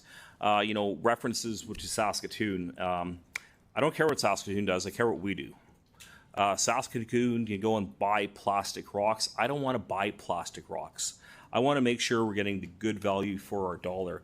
The one thing that I am concerned about, and I think everyone is concerned, and everyone's heard conversations about it, and I will ask specifically to the city manager on this survey that was produced by the city. 76.3% of the respondents said poor value for service. 9%, I don't know. 14.7% for good value. So underlying the entire information behind what Councillor Teclise has asked, and a lot of the conversation is how do we move that needle? We have KPIs. How do we move that needle? What we haven't seen is a plan. We haven't seen a plan. We haven't seen what's called in business continuous improvement. If you don't have continuous improvement, you have a company like Polaroid that had the market cornered. You had Sears, they had the market cornered. Amazon came along and knocked Sears out of the business. Right now, we sit as status quo. So I will ask the city manager specifically, what is your plan? And you're not going to answer this today, Jim, but maybe we'll ask for it in a motion. What is your plan to move that needle from poor value to good value? And how do we get there? Mr. Nicol, go ahead. And this will be a detailed plan. Thank you. What would the timeline be to put it together? Interesting question, interesting proposition. Pretty difficult for me to answer that on the floor, Council, today. I would want to certainly have a lengthy discussion with the team. I don't see why, I don't think there's anything prohibiting us from looking at that. Again, I'm not sure that you can put complete value in the 76.3% that came from 2,300 residents who applied or who filled out a survey. People who fill out those surveys typically have a bone to pick or an axe to grind. I'm not begrudging them because they're engaged and that's great. But where are the other 240 odd thousand people in Regina? 100%. I appreciate that. And through the chair, we've also spent a lot of money to go to the university to do a survey where they had 500 people involved in their survey, and Just Ben's accomplished a better task with 803 minutes. So I do think, Jim, or city manager, sorry, through the chair, that we have an opportunity to look at what we actually call continuous improvement. And part of that continuous improvement is actually setting down clear, specific goals and moving that needle, and essentially identifying your pain points that you have as an operation and how do we correct it. So I'm going to bring up a couple prime examples. We have a software system that was cut and cut and cut and cut. Finally, we said we're going to put investment into the software system. So when you have your, I'm going to say your CFO sitting right next to you, he can actually provide a real-time report. He can provide that real-time report to the person next to him on what it takes to actually get the project done. And we can actually, essentially through audit and finance, work ourselves out of a job because it's a real-time reporting instrument. You need the tools to do it. And if you're saying you're operating as this well-oiled, finely tuned F1 machine, we're telling you you're not. So I'm going to ask you, is it possible? And then, we can construct how we get around it. What would it take for administration to actually come back and say, what are your pain points to actually have what you would want to call continuous improvement so you can actually maximize your effectiveness in city operations? And let's take another prime example. Somebody phones me and said, I got a water main break. Some crew shows up. They dig it up. They do a patch on it. Then I get phone calls, which we all do around here, that gravel infill in the sidewalk or in the street is sitting there for 2 years. You guys are smart people. What is it going to take to get that fixed within 3 months? And how do we do it? Is that a fair question to ask? Is what would it take to put a continuous improvement lens on this? Mr. Nicol? Sure. Through you, Mayor. I don't think it's I don't believe it's inappropriate to ask for that. I think we can do that. Pulling off or pulling out of the air an example or two isn't always fair or contextual because there could have been a lot of reasons behind that. Again, in a perfect world, and this is no reflection on any previous council, but if we don't have the money to have been investing in IT support or potentially putting money into reserves, it's not because administration had blinders on and was ignoring it. Administration would have been flagging that with councils continuously and particularly at budget. But the reality is, if I came to you today and said, well, I've got $2 million and we need to find it or spend it, and we can spend it on a back-of-house IT system, which gosh knows is important to how we operate. And with respect to the mayor and his infrastructure, it's not that sexy. And if it is up against another program that you might think is just incredibly important, those kind of prioritizing decisions have been taken for years. And back of house operations, whether they be IT support, various things that Mr. May in his division could use, those are routinely deleted. Anytime any government across this country looks to just take a few dollars off the top, those kind of things fall to the wayside, and typically so does policy and communications. And then the next thing you hear is from elected members, and again, this is not meant as a reflection on you, but typically then people say, we're not getting really good analysis. How come our communications is so dated or unresponsive? Like, you get what you pay for. But in terms of your question, with an appropriately crafted motion that actually gets to the heart of what you're trying to achieve, sure, bring it on. Let's have a look at it. Okay, thank you. I think Mr. Doney wanted to make a comment as well. Go ahead. Through the chair, obviously, agree with what the acting city manager has laid out, but I also think it's important to think about the next couple budget conversations we're going to have. So on September 8th, we're going to talk about enhancements, and so city operations, along with the entire organization, has put forward things that we think we can do better if the funding is there. So there'll be a long list of enhancements. Those are not included in the budget that we had conversation about yesterday. So if we want to improve things, there's a list to start to see how we can be more effective or efficient. And then on September 20th, we're going to see a list of capital projects. There's going to be some that are above the line and a whole bunch that are below the line. So we want to invest in those kind of things. That's how we can start to move the needle on some of the items that we're talking about today. Mr. Nickel, go ahead. Sure. Thank you, Mayor. And just one other thing, for an example, I mean, we've got continuous improvements. We're trying to get that culture embedded across the corporation. Improvements that we've been making, in construction. I mean, yes, there was some consternation on what went on in Louvain, but it took 12 days. A lengthy chunk of road has been repaired.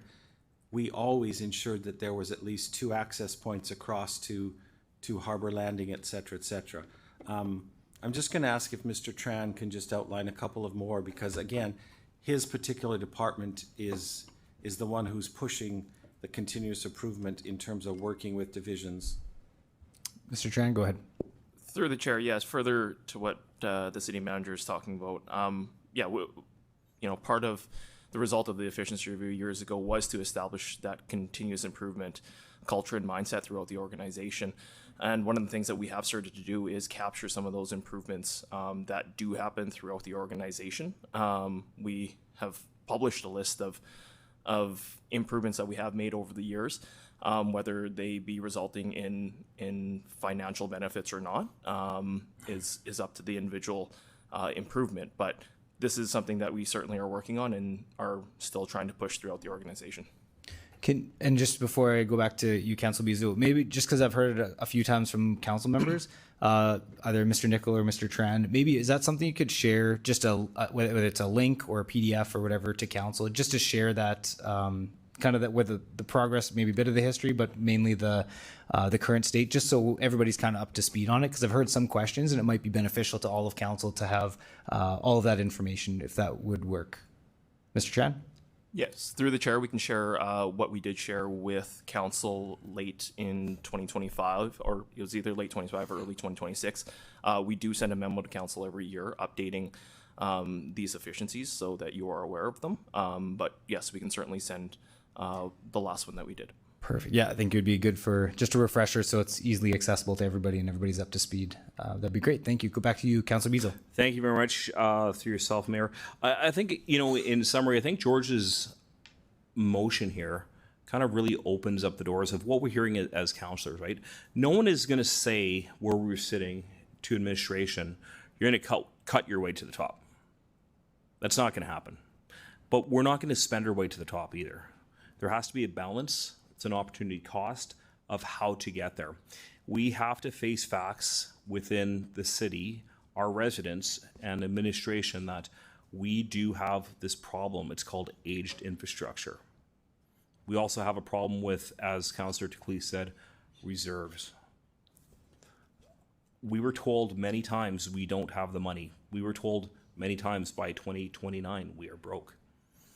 We have to sit as council to provide the direction, the strategic priorities to get there. And I think what Councillor Teclis's motion is doing is trying to push council and administration. And I'm glad that, the city manager said we are working on continuous improvement and that mindset. We also need administration to come back and tell us the truth about their pain points. Sometimes it does take, I'm going to say, the really sexy projects like IT, right, Mayor? To help out administration. You're going to be faced in the next little while this whole thing called AI. Once AI is starting to hit and we don't have our infrastructure up to date of what we need to do, we're going to have a lot more issues than what you're facing right now. So I'm going to say in closing, it's good to hear that Mr. Nickel is very receptive to a very well-crafted motion to talk about continuous improvement.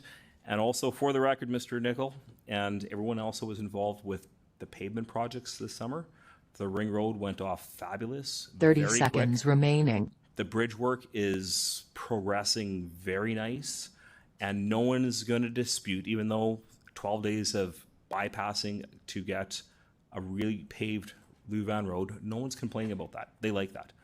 It's a small inconvenience to pay for a really good project.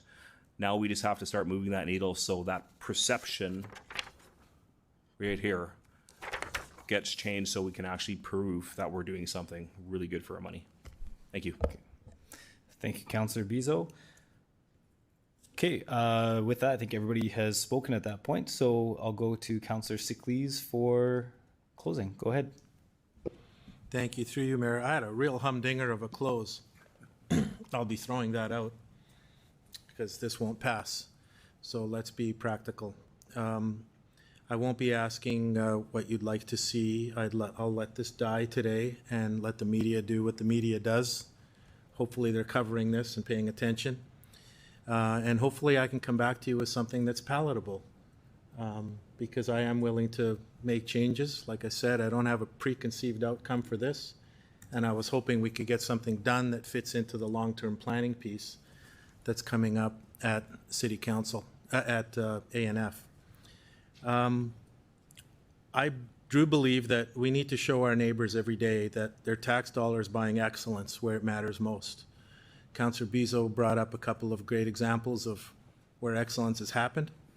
And thank you to Curtis and his team for Louvain and the other projects that are going very well. Fingers crossed that we get as much done as we can before the snow flies. I still believe that a clear inventory of what is truly mandatory, what is discretionary, and what sits in between, followed by this multi-year plan we've talked about, gives this council and those who follow us the tools to do better. I am not afraid of making tough decisions, Mr. Nickel, and neither is my council. And I know that when it comes to it, we're going to do it together. I tabled this item so that the debate could be serious. Unfortunately, the timing didn't work. At the time that I put this together, October 29th, was practical, but circumstances pushed it to today. It appears it hasn't arrived in time to influence the next budget cycle if this was to be supported. That's a real shame for residents, but I won't give up, and I'll be back again to fight another day for them. I'm ready for the question.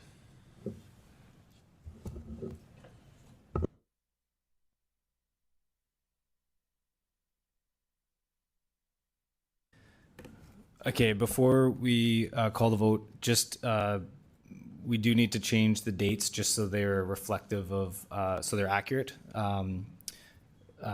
for before we actually vote on the motion. So just to administration, I don't know, maybe Mr. May or Mr. Nickel, if this were to pass, can you maybe provide some context around what dates would be reasonable for administration for this work? Through the chair,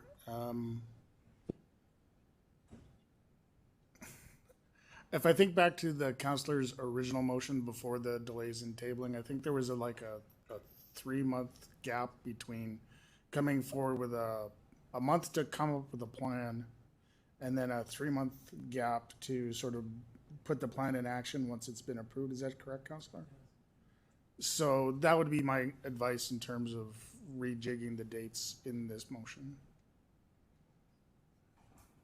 Okay, so if we said November for the first one?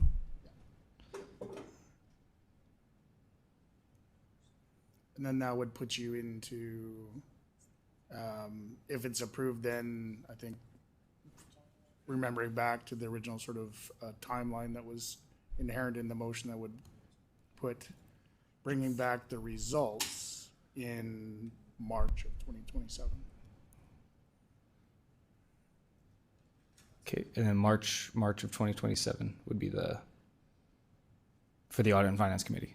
Correct. Okay. Now, just for clarity's sake, I'm doing that based on the timeline that the counselor had in his Yeah, original. and I'll just double check with Councillor Sickleys before, just so before we lock those in and vote.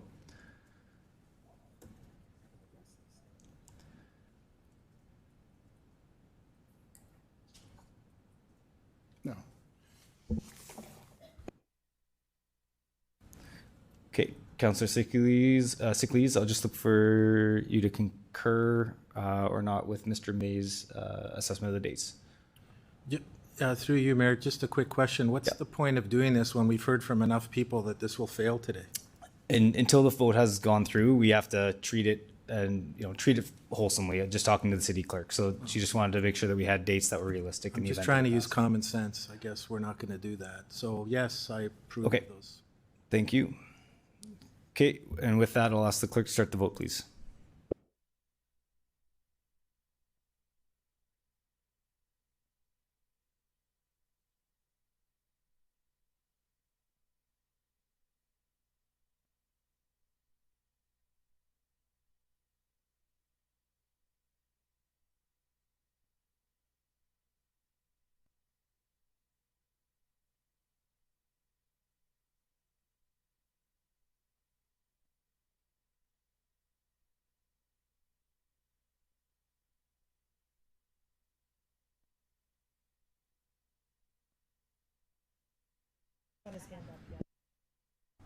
Oh, Councillor Mancinelli, do you have to vote verbally? I do. Okay, go ahead. I'm not in favor. Okay, thank you. Against.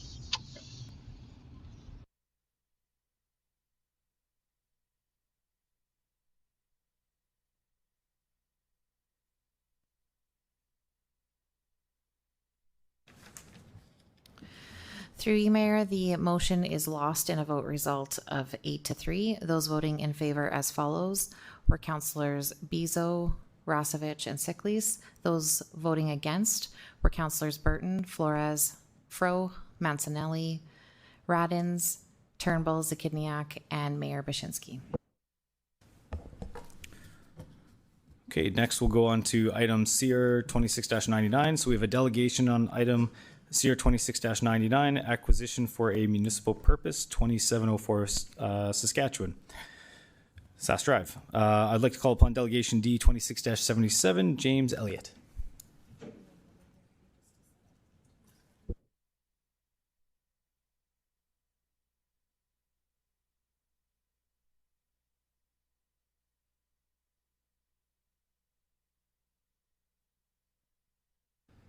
Perfect. Okay. Okay. Good afternoon. I'll get you to introduce yourself for the record, the organization you're representing today, if any, what city or town you reside in. You'll have 5 minutes as usual to address City Council, after which you'll have the opportunity to respond to any questions. Go ahead whenever you're ready, Mr. Elliott.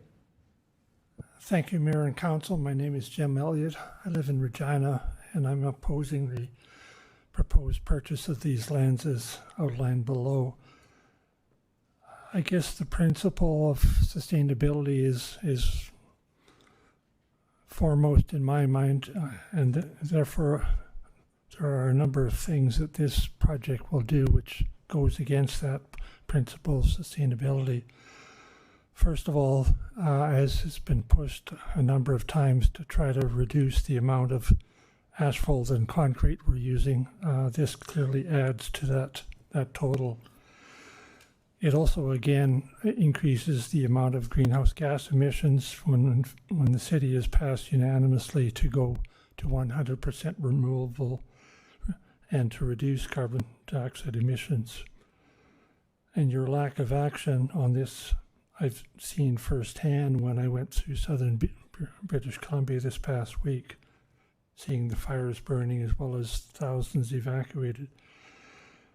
There's also been directives and guidance by a lot of citizens of this country or the city to support and increase the amount of active transportation. And again, this priority should be to get people out of private single occupancy vehicles and not making active transportation the last or in fact the toughest option.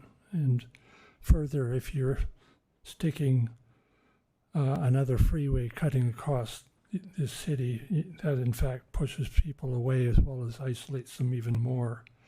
And again, some personal experience. I also see continuous attempts to reduce the number of undeveloped lots in the downtown, and by making this freeway even bigger, it doesn't do well to support that, the idea of actually getting rid of the parking lots that we currently have in the downtown. As I said in this under point 5, this will not diminish the congestion that we see in downtown Regina. In fact, it probably will increase it. This will also be coupled with a lot of other capital projects, going forward that have been put into the capital plan. In fact, will in fact cost a lot more than just simply building this freeway. It increases capital costs around the maintenance and repair of roads, which again we're trying to reduce the demand for it. We're increasing budgets to in fact clear more pavement and more snow and ice from our roads. When we've had large precipitation events in this city, the underpass is well beyond its respective capacity to remove the water quickly enough to allow for traffic through those underpasses, and again, adding more kilometers of hard surfaces will in fact make that even tougher, and may in fact include Lou Van Drive in the sense of restrictions. The other one, which doesn't necessarily get caught as often, is the removal of these lands from business opportunities that we currently have for that space. If we're eliminating an ability for the downtown region to maintain a viable base of operations, and it will further make the demands for residents to go in fact outside the downtown and travel even further than what we do now. As my final statement, I feel that we are trying to move towards sustainability, then we must have a different lens to assess or project what actions must be done, and which should have the priority above others. What I feel is that the widening of Saskatchewan Drive should in fact be at the bottom or close to the bottom of the priorities for this city. And those are my comments at this point, and I'll be happy to answer questions. 30 seconds remaining. Great, thanks, Mr. Elliott. I see a question from Councillor Burton. Go ahead. Thank you, Mr. Elliott, through the chair. I was wondering, are we aware that the city's plan includes a bike corridor and green space along the Sask Drive corridor near the railway tracks? But I don't see that as being sufficient to warrant the additional pavement and concrete that's being proposed. So how would the city put the bike path through if they do not own that land? Well, I guess I was involved in providing a bicycle master plan for this city probably close to 35 years ago.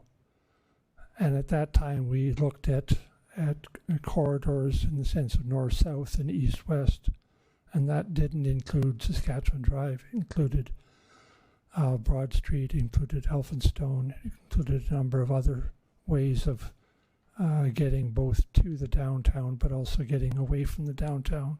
So I don't see the benefit of putting a bicycle path or greenery along Saskatchewan Drive is fulfilling the capacity or the need that residents have for getting around the city on bicycles. Through the chair, would it not be a convenient way for people to get from downtown to Elphinstone? Right now, we have a number of ways of getting there. So I don't see, like I said, I don't see adding another one. The other aspect of it is typically to get to that point in time, you end up having to go through some of the most busy parts of the roads in order to even access that route. So, you know, my support would be more towards using 13th Avenue, and if you're going to the northwest, or in fact 15th Avenue or College going to the southeast, but not essentially using the Saskatchewan Drive corridor as a reasonable approach to getting to and from downtown. No more questions. Okay, thank you. And I don't see any other questions, Mr. Elliott, so thank you for presenting today. You can return to the gallery.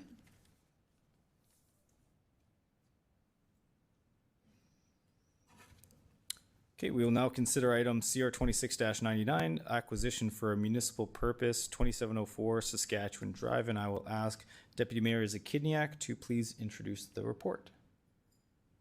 Thank you. At the Executive Committee meeting on August 19th, Executive Committee approved the following recommendation to acquire lands for the Saskatchewan Drive Corridor Plan project.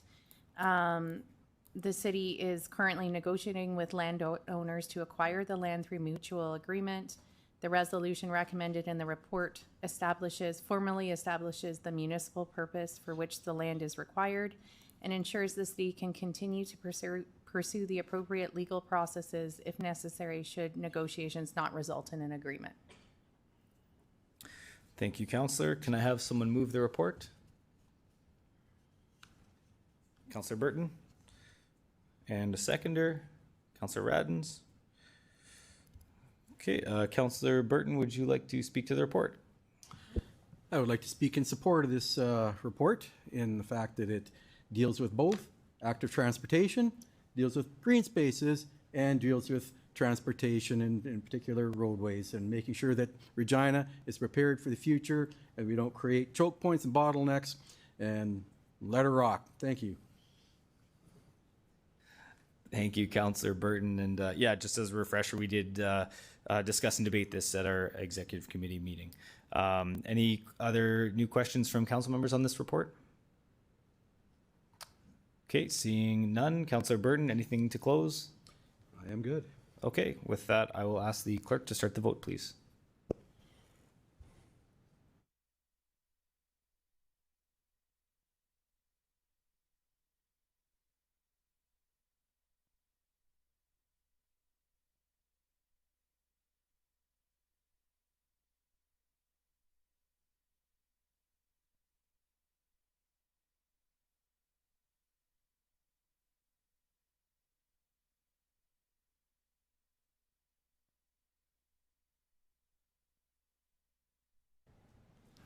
Through you, Mayor, the motion is carried unanimously. Councillor Massanelli has left the meeting. Okay, thank you. We move on to item CR 26-100, and we have a delegation related to item CR 26-100, Real Brant Proposal Amendment. I'd like to call upon Delegation D 26-78, TJ Singh.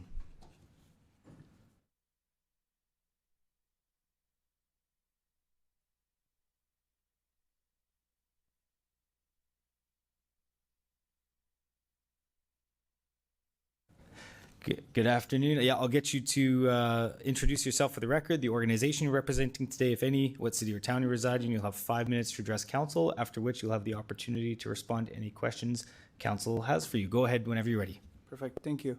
My name is TJ Singh. I am representing FC Regina. Our legal organization's name is Regina Soccer Association. I am the executive director with the organization. So we are here. First of all, I want to say thank you to the mayor and the council for giving us the opportunity to speak today. I also want to make the amendment to the response to the motion that we sent earlier. We initially mention that we are not in favor, but now we are more neutral to the motion here after our conversation with the city staff yesterday.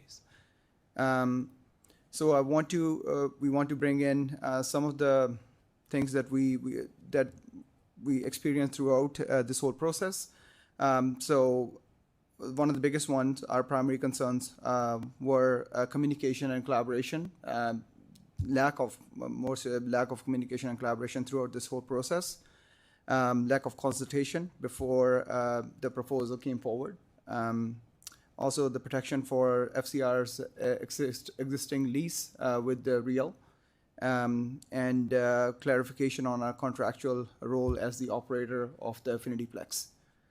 FC Regina, just want to give you a little bit of history for someone who's not aware of what FC Regina or Regina Soccer Association is. Regina Soccer Association has been serving Regina and the community since 1999. So we have been in services for 27 years now.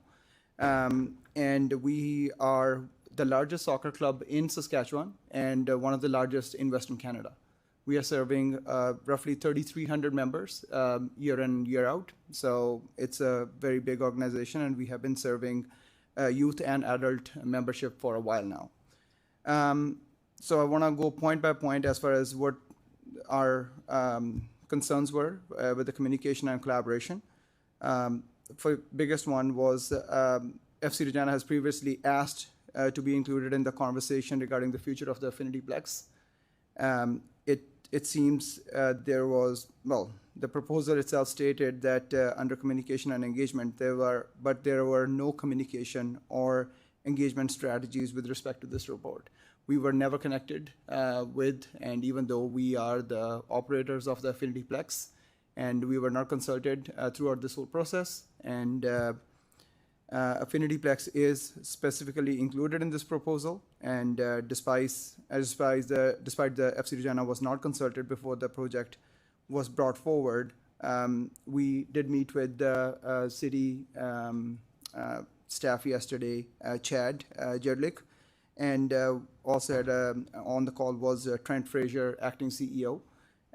They did answer most of our questions and how the proposal went through and how the agreement is going to transition from what it is currently from Real to Brand. But at the same time, we were very disappointed with the whole transition, because it's supposed to the transition is supposed to happen September 1st, and we are here August 25th today, and or 26th today, and we still have not had a single conversation with the staff on how this is happening, or with the Brand staff, that how or when this is going to happen, or how the whole transition is going to go through.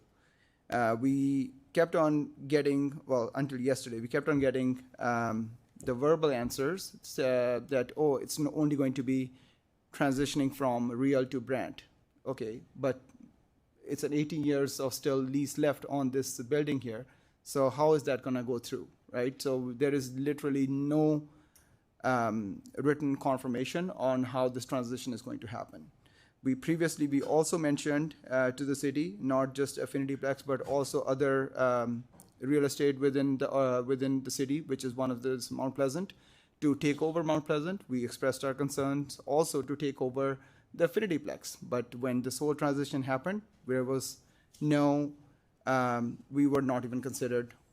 We would like to know why we were not considered, as we still have 18 more years of lease left on this property here. 30 seconds remaining.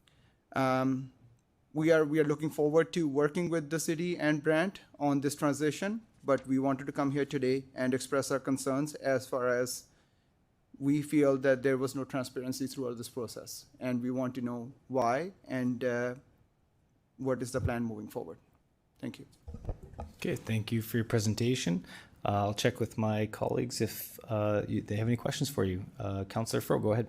Yeah, thank you through the chair. Thanks for coming and all that you do. Certainly, I come from a soccer family. My first question to you is less about the Affinity Plex, which I know you have a lease on, but actually relates to Mosaic Stadium. Could you walk me through whether your current lease and agreement covers Mosaic Stadium, and also how much you currently use Mosaic Stadium for soccer? So the current lease does not include Mosaic Stadium. However, we do use Mosaic Stadium throughout the outdoor season. If the riders are not practicing or they are not using it for the game, we are probably the second party after that that is using the Mosaic Stadium. So we use more than the Rams and we use more than the Thunder. So we wanted to include Mosaic Stadium if possible in our lease agreement at that time, but it was a separate. It was considered as a separate real estate and they didn't want to add it in the agreement there. Sure, thank you. Through the chair, just for context, walk me through what your agreement with Rio currently is in terms of how you work in the Affinity Plex, how you manage and activate some of that sort of space and through you for your athletes. So the Affinity Plex is operated by FC Regina. By operation, I mean it's scheduled by FC Regina. It is then sublet to different user groups like Rough Riders, Rams, Martin Academy, Queen City Lacrosse. There are a lot of different user groups that use the Affinity Plex. So we have a lease, currently have a lease with Real, and then we pay one set amount to Real, and then we have the opportunity to sublease it out to different user groups. As far as the Real's role with the Affinity Plex go, they are the maintenance or the management of Affinity Plex. So that includes your cleanliness, the turf maintenance, and potential turf replacement when that time comes. Thank you. And did you say 3,900 athletes? 3,300. 3,300. And how has that grown over the last several years? Right now, we cannot grow anymore. We are at full capacity. We last indoor season, which we had about 323 people on wait list, which we could not accommodate. This indoor season, the registration has already been closed for a month and a half now. We have roughly about similar amount of people that we could not accommodate, and every day we get new inquiries asking if we can be part of the programming. And you're a nonprofit, correct? We are a not-for-profit organization, yes. And please don't share any of the details of your lease. But how important is it for you to have affordable access to turf and to fields in this community for the health of soccer? Very important. We wanted to, work with part of the agreement actually was to include another field that we can have on the Affinity Plex or beside the Affinity Plex on Real grounds. This agreement was signed in 2021. This was right after the COVID and during COVID, I guess. When initially we started with the project, it was part of the agreement that we will work with the city and Real to build another indoor facility right beside the Affinity Plex. But of course, with everything happened during COVID, that wasn't feasible anymore. We still want to work with the city rather than going out of the city and work with RM to potentially build another facility, because it's very important for FC Regina to accommodate this membership. People, once they come in and if they're not accommodated, we don't know if they're going to be coming back or they're even going to be involved in sports anymore. And so projects like this, that's why stability is very important for us. And one of the reasons why we signed this 25-year lease was to have that stability, and we don't have to worry about at least one field during the indoor season. And yeah, that's. Thank you. Thank you very much. Appreciate it. That's all I have. Thank you. Thank you. Just a couple questions. So in your conversation with city admin, did they give you guys clarity that the lease that you have will be honored? Yes, we having conversation with Chad Jerdlich yesterday. They did mention the same. One of the other reasons why we were having concerns were because the time between when the agenda was posted was on Friday at 1 o'clock versus today.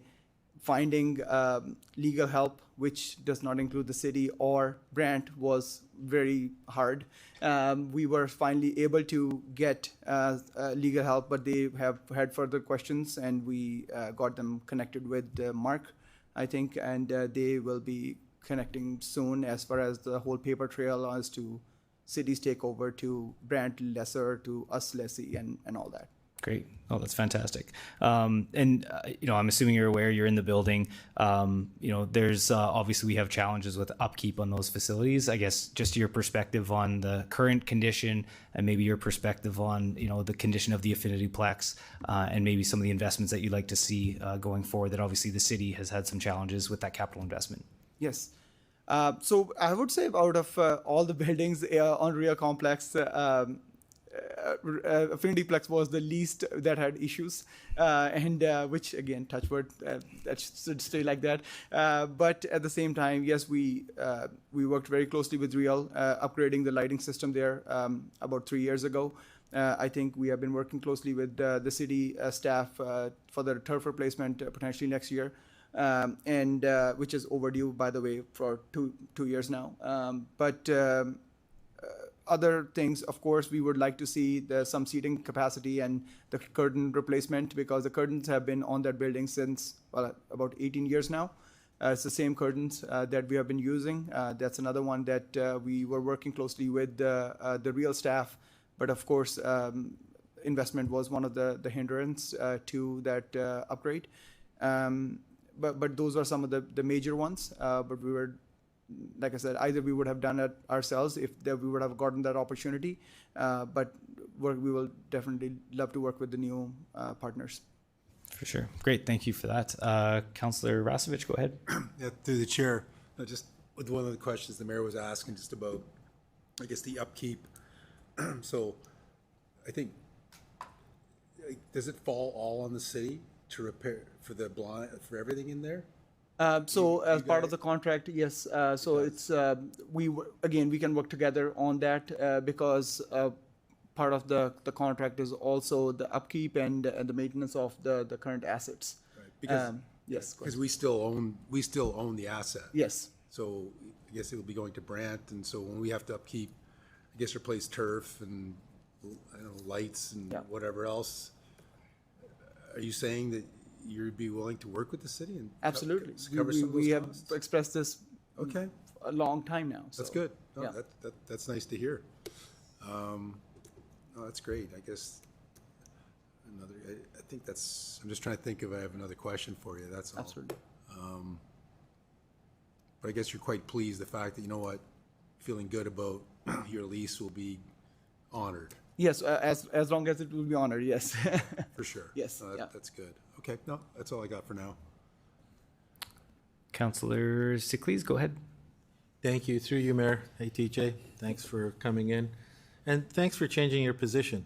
Yeah. That's a big deal. And, we'll thank Chad for whatever he did to help you feel better about that. I'm wondering, through you, Mayor, is it appropriate to ask some questions about soccer itself, since we're just talking about the lease here? Can I ask some questions about the league, the organization? Probably not appropriate to ask detailed lease questions. Not lease questions. Sorry, can you repeat it? League questions, sorry. No, not lead. Because this is a piece about the lease, and they're here to talk about, hey, we weren't consulted. I wanted to ask a few questions about the soccer league and capacity, and does that fit here? Is that okay? Oh, maybe. There's 323 people that you have to say no to every year, right? Yeah, well, yeah, that's the number. It's growing. Is that appropriate to talk about that? Maybe I'm misunderstanding your question. Can you say it one more time? We're looking at CR 26100 right now. No?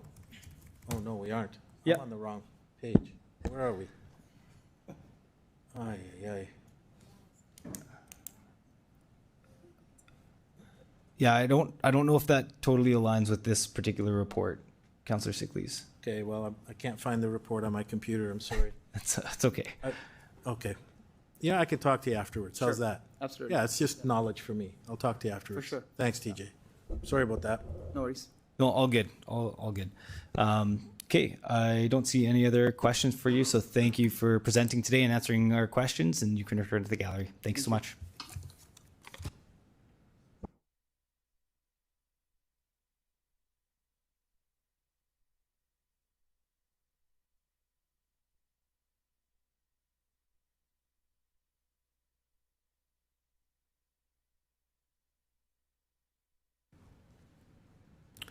Okay, we will now consider item CR 26-100, Real Brand Proposal Amendment. I will ask Deputy Mayor Zakiniak to please introduce the report. Thank you. My computer went to sleep.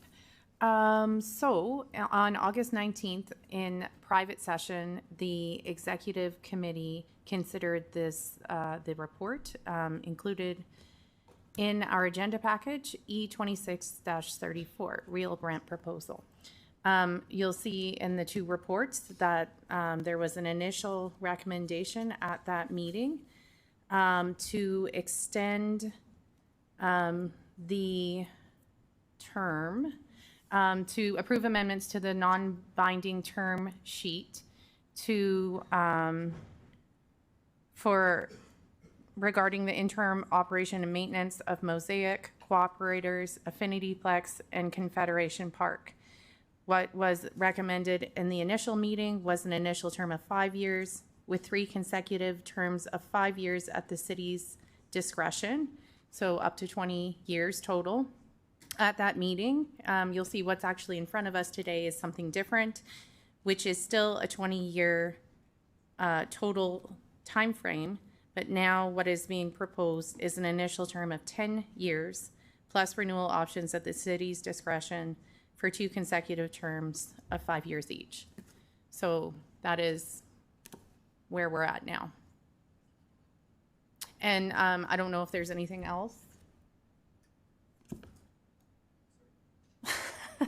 So I would just gave the basic recommendation. I don't know if like that's now city staff to introduce it further, but I just gave the recommendation of where we're at. Like Yeah, the recommendation in front of us, I mean. Yeah, I think we just move it onto the floor and then it'll be open for questions. So if member council wants to get more background from admin, then this would be the time to do it. So we'll get it onto the floor and then we can do that. So with that, can I have someone move the report? Councillor Siklees. And a seconder, Councillor Rasevich. Councillor Siklees, would you like to speak to the report? Go ahead. Question for Chad, through you, Mayor, sorry. Question, Chad, it's a capacity issue, which is kind of what I wanted to ask earlier. Is part of the discussion capacity in the future? Through the mayor, no, that hasn't been a discussion. Really, what is happening here is the agreement that the soccer club currently has with Real is being assigned to Brant through this transaction, and so the agreement stays the exact same and is simply being assumed by Brant. Okay, that's all I had. Thanks.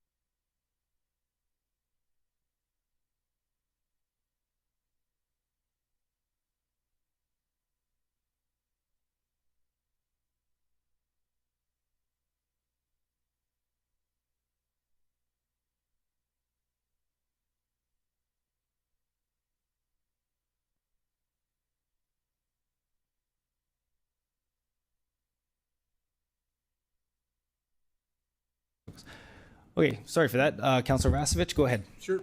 Through the chair, just I guess a few questions. Just I guess, because the guess we're going to lease these buildings to Brant, Affinity, Cooperators, Mosaic. So we still own them, correct? So we still own them. Mr. Jedlick, go ahead. Yes, through the mayor, that is correct. We will retain ownership. Okay, of and facilities. I guess the other big part I think people are concerned about is the accessibility to the public. So the cooperators, I've kind of heard, I heard it on the radio that they're happy. They don't have any issues with this happening, correct?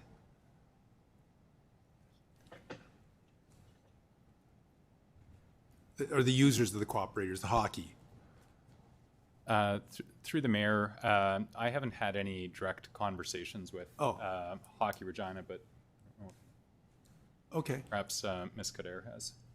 Yeah, Ms. Kader, go ahead. Thank you for the question and through the chair. Yes, Hockey Regina has reported in the media, their executive director, that they are neutral on the proposal. Like they are happy with the service that Real provided. Yeah. They are willing to, or like they look forward to the same level of service from Brant. Okay, no, that sounds good. So the way it used to work, I guess, with Real, we would buy ice time from Real. For the city would buy the ice time, and then we would, I guess, schedule it out. Is that kind of correct? Go ahead, Mr. Jedlick. Through the mayor, so I'll start and then turn over to Ms. Kader, but the way the city controls access into the cooperators, into the ice surfaces, is that we buy a block of time from Real, okay, and then we turn around and schedule that time. But that block of time is only during certain months of the year and only during certain times of the day. So Ms. Kader can provide more clarity. So in the current campus master lease agreement, the city is entitled to purchase 5,800 to 6,200 hours of prime time per winter season. Winter season's October 1st to March 31st. Prime time is Monday to Friday, 4:30 to 10 p.m. and Saturday, Sunday, 7 a.m. to 10 p.m. What that amounts to is the vast majority of prime time that is available at Cooperators Center.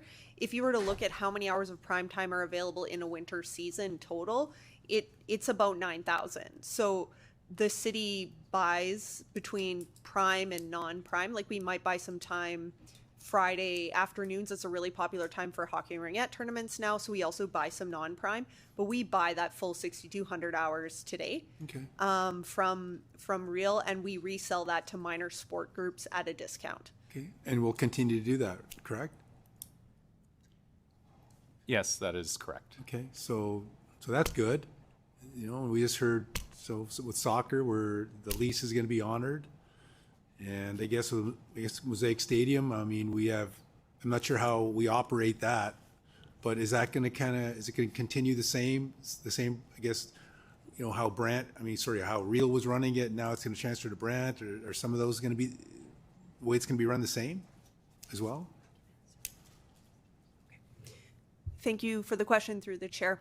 The city is responsible for the field of play scheduling of Mosaic Stadium, which is what you would see for your community level sport. So when Regina Soccer Association, which is our second largest user of Mosaic Stadium, they book 500 hours a year. They book that through central scheduling, and they pay the fee that is noted in the leisure fees bylaw, which is around $100 an hour. The city pays Real more than that for that time because they operate that space, and so that allows us to keep community level sport affordable at Mosaic Stadium. Now, what would change is we aren't paying Real, we are paying Brant. Right, yeah, but that program, I guess, will continue, sounds like. Yes. Okay, that sounds good too. So it sounds like the community is, I guess, being looked after. So anyways, I guess all three, that was one of the big things I was just kind of wondering about. But I guess in terms of maintenance, because we are leasing, we still have obligations to fix, I guess those three buildings, correct?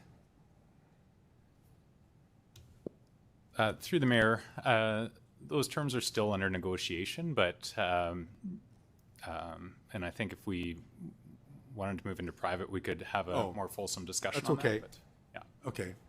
No, fair enough. It was nice to hear this, the soccer mention that they would be willing to talk about helping fix a few things in the Affinity Plex. But anyways, I'm not going to hold your feet to that, but that was kind of nice to hear him even say that, you know, so, but anyways, that's all I got for now.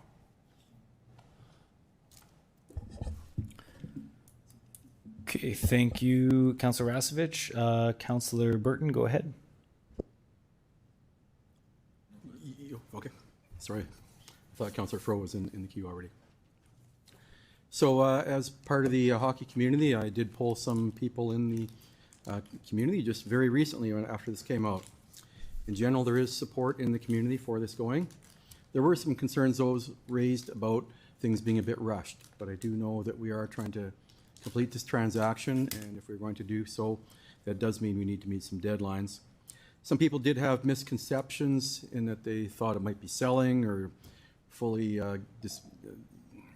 moving the property over, and that's just simply people not being aware properly. My question to the administration is, are there synergies and economies running one big campus versus two organizations running two halves of a campus? Mr. Jedlick, go ahead. Through the mayor, thank you for the question. Yes, the original concept that we were looking at was that, you know, if this transaction proceeded, that Brant, because Brant would be taking, you know, really all of the Real's workforce, that they would continue to operate these excluded assets in a transitionary role for sort of up to 3 years, while the city was able to move in and you know, take over the operation. I think as we've gone through the due diligence period, Brant has expressed quite strongly that it becomes very difficult to have two operators on the campus to share staff between different facilities, and so we are recognizing, and we agree with that the operational efficiencies of having one operator on campus would be lost if we brought a second operator on. Okay, thank you very much. Thank you, Councillor Burton. Councillor Fro? Yeah, thank you through the chair. So I guess like in a typical lease agreement, you know, there'd be a lease or a payment, and sometimes depending on the lease, often contributions to things like maintenance. Would there be a lease payment in this circumstance from Brant to the city to be the sole manager of these publicly owned assets? Mr. Jedlick, go ahead. Yeah, through the mayor. There wouldn't be a lease payment for the space. However, as it's structured today, they would be stepping into Real's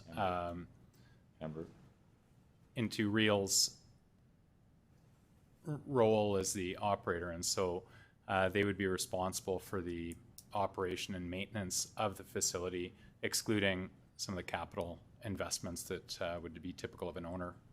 Thank you. So would I be correct then that as a city, we would be responsible for the capital investments, you know, fixing a leaky roof, but if Brant were to book a concert or, you know, a sports tournament and they did a great job, I expect they would receive the financial upside?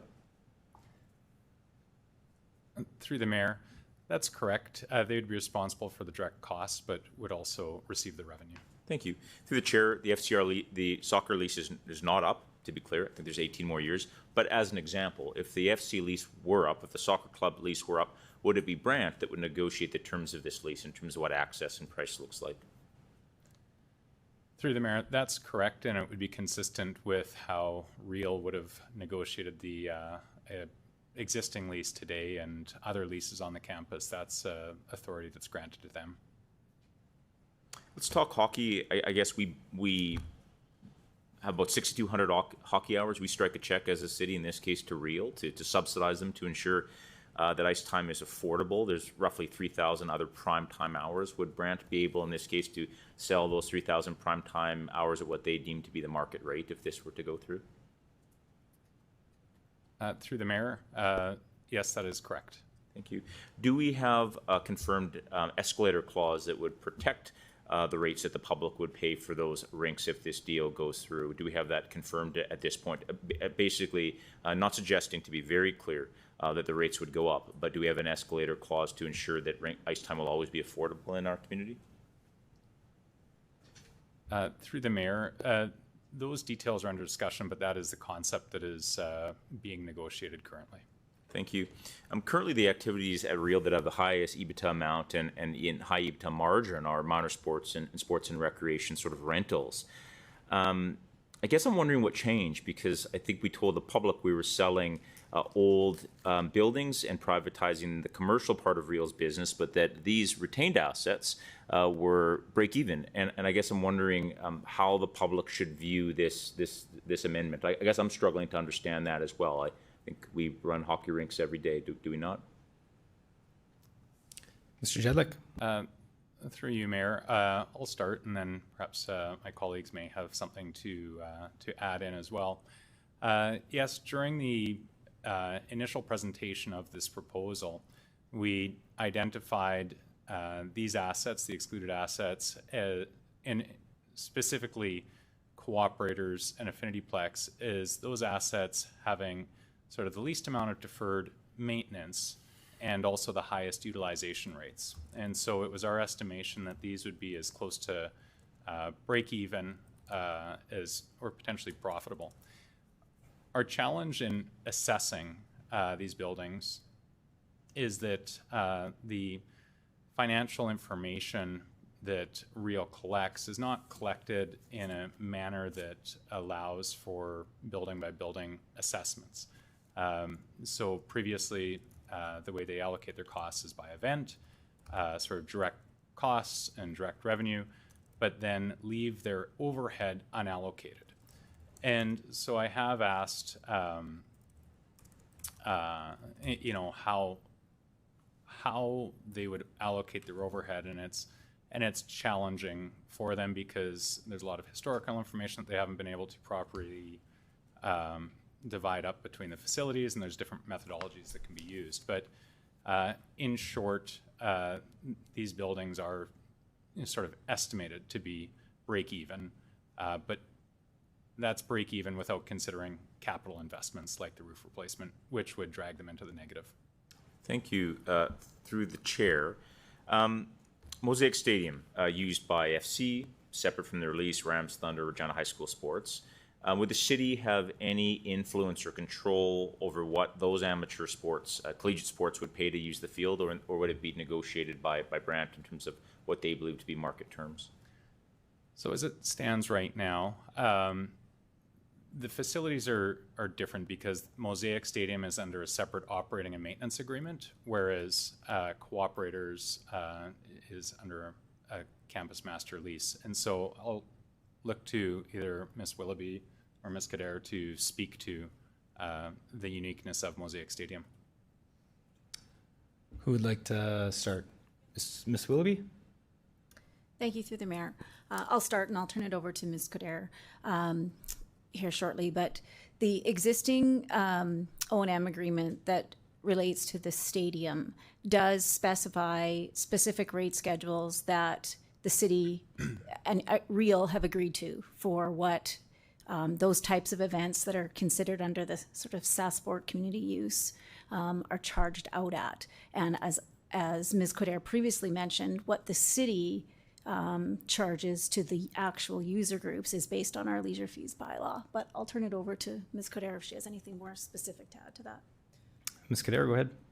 To add to what, or thank you, and through the chair, to add to what Ms. Willoughby said, yes, we charge about $100 an hour for field of play booking. Field of play booking would cover all RSA events, most high school events. The only thing that would be larger would be a Rams game or a potentially a Regina Thunder game, and those are fees that the city pays. We just charge field of play. Sorry, through the chair, I don't understand. If this amendment passes, does that mean we still are responsible for setting the terms and the price for the groups I just mentioned? Yes, for field of play bookings, yes. Okay, so we would control the bookings and the price for Mosaic Stadium for all user groups. Community user groups. Yeah. Oh.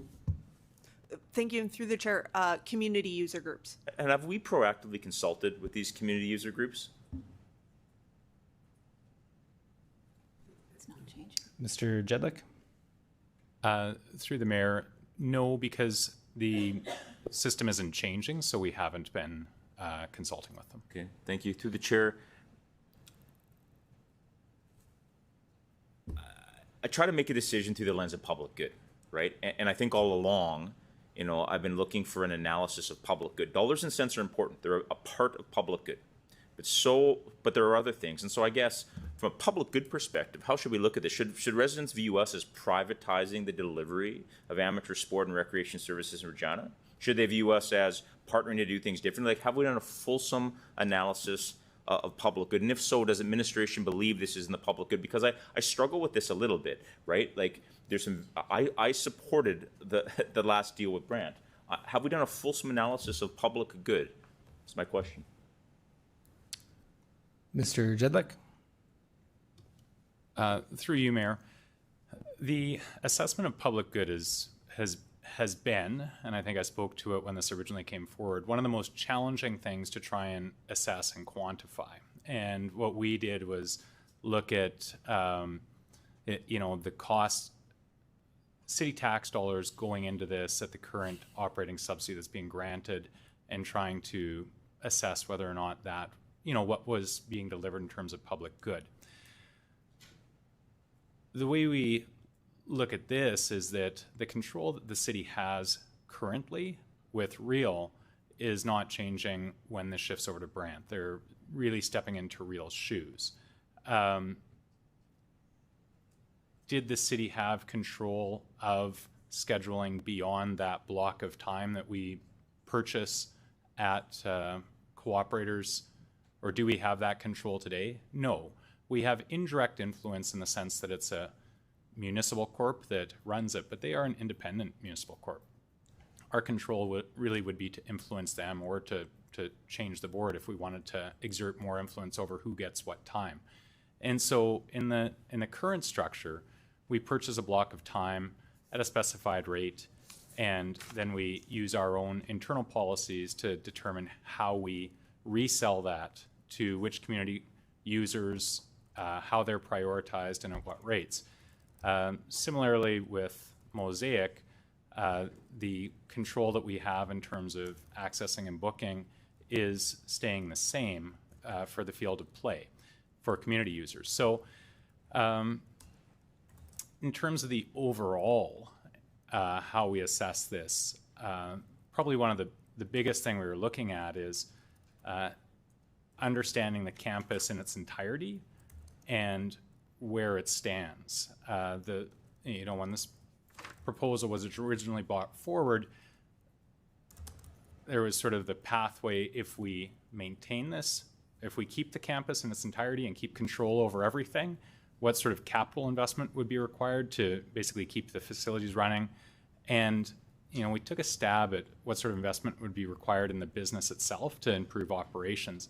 And then we looked at what happens if we were to accept this proposal with Brandt, and the cost to the city going down that path, and the expertise that we brought in from an operational standpoint. And so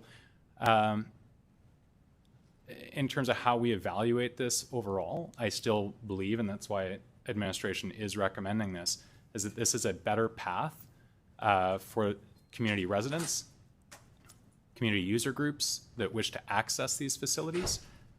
This is a better path that ensures that these facilities will be properly maintained, operated in a manner that more fully utilizes them, and is a better path for the city to go down. So it's a long answer. Thank you. Through the chair, when the private sector builds, and I hope they do, they have the right to charge whatever they want. When taxpayers pay for the building of our facilities, I think they might expect that the public would have influence. What should we tell amateur hockey, ringette football, etc., that can give them confidence that they'll always be able to access these facilities and afford the rates that they'll be charged?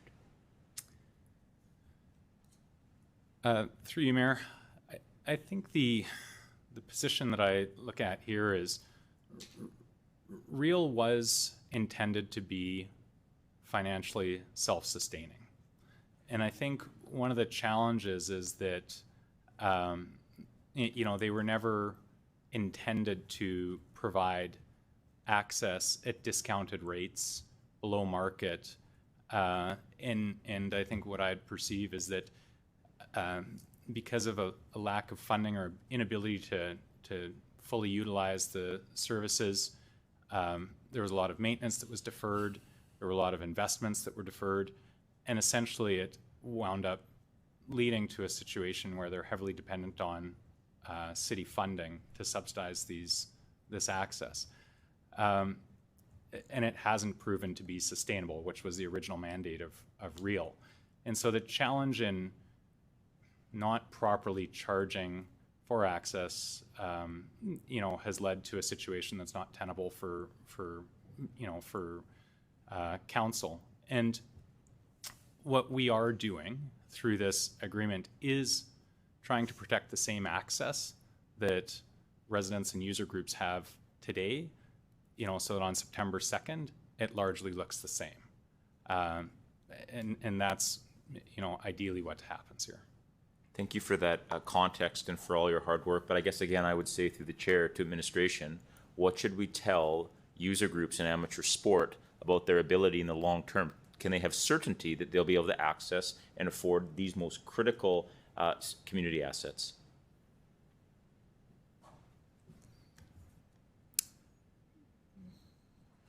I don't know if there's anything else to add. I think that's the... Well, there's a reason why I asked that question through the chair. Yep. Is there anything else that administration wants to add to that? If the answer is we cannot give certainty, then that's the answer, but I am looking for an answer. Mr. Jedlick, go ahead. Yeah, so we do set the rates that we charge through the leisure fee bylaw, and we do have the control over our ability to access these facilities for those blocks of time. And so that is within the agreements, and that will be maintained within the agreements. I think that's probably the only, that's the only aspects that we can really comment on. Thank you. That's a good answer, and I appreciate that context. The report says there's insufficient financial data to accurately forecast whether the cost to maintain the excluded assets would differ materially if we did it or REAL. I'm struggling with understanding this. Do we not have any baseline data information in terms of how REAL operated historically or competitor cities to sort of show whether there's an upside for the city to maintain these, whether there's a big upside for Brant, or whether it's truly cost neutral? Like, I've not seen a report yet without a financial section. Mr. Jedlick? Yeah, through the mayor. And Mr. may have additional context on this, but certainly one of the challenges for a long time for city administration and for city council has been the accuracy and reliability of the financial reporting that we receive from REAL. There are many different ways to allocate costs, to track costs, and what I would say is that this has been a challenging undertaking due to the inability to really have that data. And these are conversations, active conversations that we have with REAL, and they recognize it, and they are working hard to try and better allocate their costs to bring clarity to exactly how things function over there. But the reason we believe it's basically neutral is because these particular assets, I think of all the assets, run reasonably well because they've got high utilization. And so the staff that are currently allocated there, the equipment that's required there, the maintenance that is required there, we can track those direct costs. And I think generally these things break even, we'll say. And I think if the city went in to operate them, we'd probably be in about the same boat, hiring city staff, moving them in there. So that's, I think on these buildings, it's a little easier to forecast. On the buildings that have very low utilization, I think it becomes very, very challenging. So. Thank you. How will we see it, and I quote, a reduction in the campus operating subsidy if this amendment passes? So the goal through this proposal has always been to reduce the operating subsidy. So it is built into the non-binding term sheet, which the whole deal is premised on, where in the first year following closing, the operating subsidy would be $6 million to Brand. In the second year following closing, it would be $3 million to Brand. And then after that, it would be zero. And so that is how we are trying to get off the operating subsidy, which is roughly $6.5 million provided to Real annually. And that hasn't changed from the last deal, though. That's just consistent. Yes, that is consistent.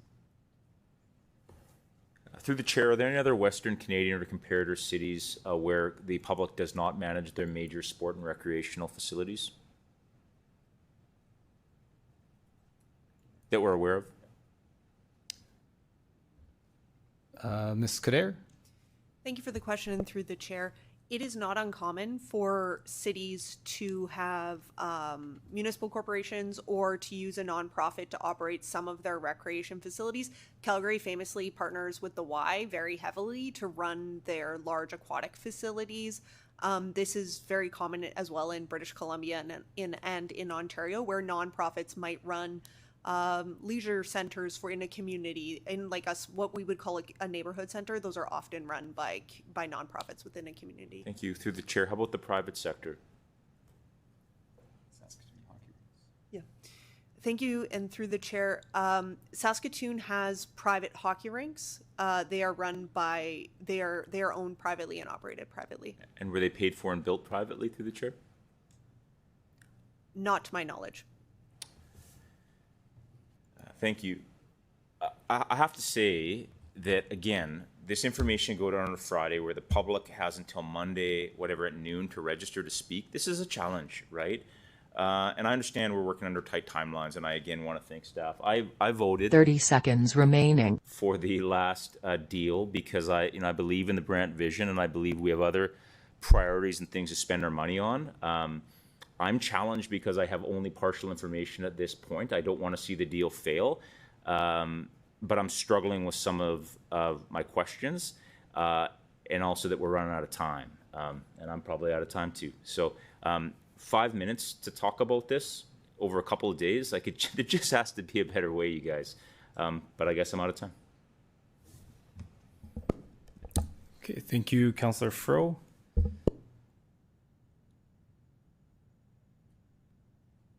Okay, we're going to take our mandatory 15-minute break now as we are about 13 after. So we'll be back right before, what did I say, 2:30? No, 4:30. Make sure you're turned off.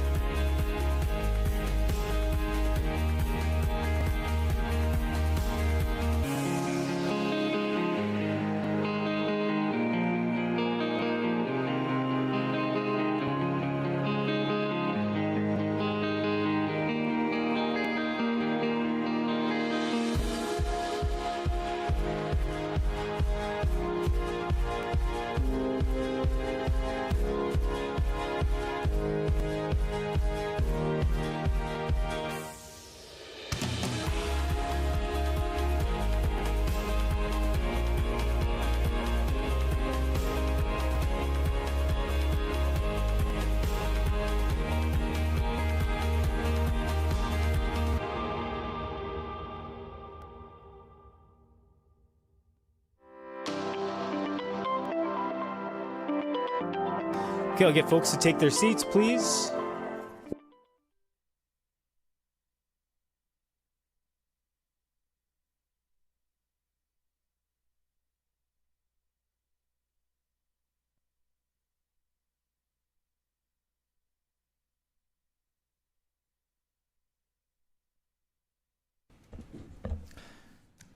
Okay, we'll call the meeting back to order. And next I have Councillor Radens. Go ahead. Hello, thank you. So I do have a few questions, and I just need clarification on this, and I think I did get the answer regarding turning management over of the remaining part of Real. We are not turning over our municipal corporation to a private owner, correct? Ms. Willoughby, go ahead. Thank you, through the mayor. That's correct. The sale is essentially asset sale, although there are elements of Real's business that are both being sold and being assumed through what's proposed under the operation agreement. Okay, so ultimately they're only will look at managing the municipal corporation part of the grounds, correct? I would say that's correct. Yeah, what's being recommended today is that they will assume essentially what will be an operation and maintenance agreement for the excluded assets that are not being purchased under the deal that's proposed with Brand. Okay, so in terms of our non-binding terms that we agreed to in April, I understand that you folks are working diligently and within the parameters of those non-binding terms. And do you feel that the ask for an up to 10 years, is that deviating from any part of those terms that we agreed to as council? Ms. Willoughby, go ahead. I'll start specifically to the term sheet.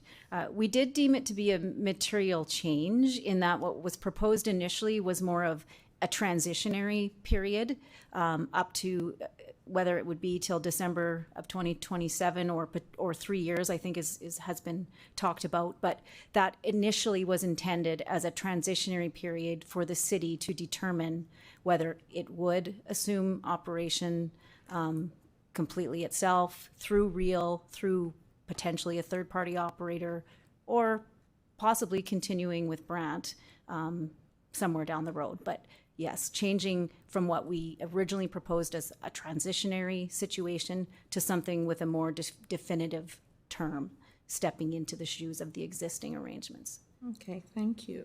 Okay, so I seem to recall, and maybe you could correct me if I'm wrong, I do not recall 3 years, and maybe I needed to go back and look at that unless I missed it on the report, but I do seem to recall what stood out was December 31st, 2027 as a transition period.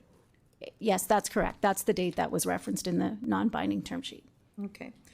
So where would I find the 3 years that is being put forward today?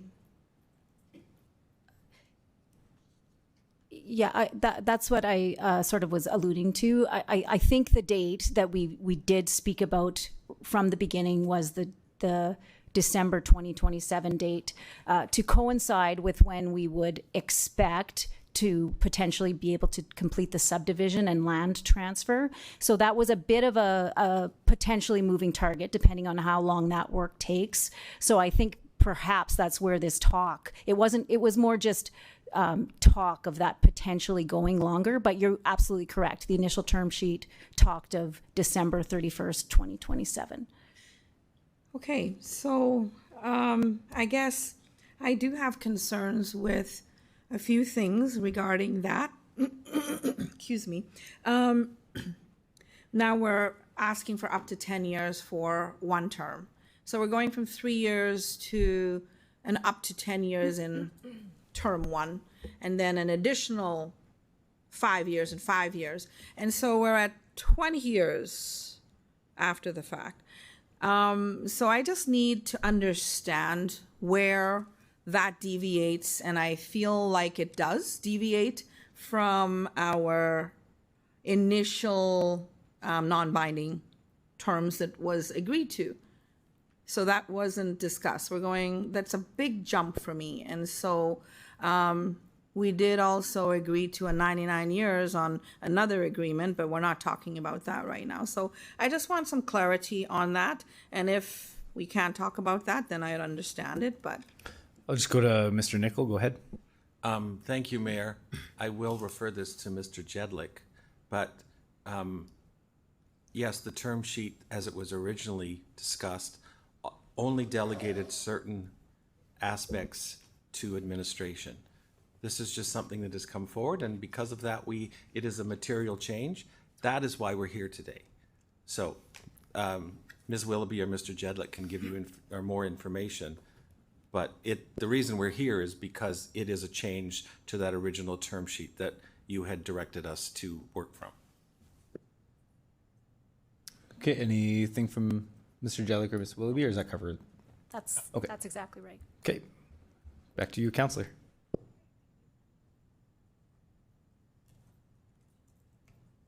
Right, go ahead. Yeah, just 1 second. Okay, so this additional 20 years, I kind of feel is sort of outside of what, the terms were initially, and I understand. Thank you, Mr. Nickel, for the clarification on that.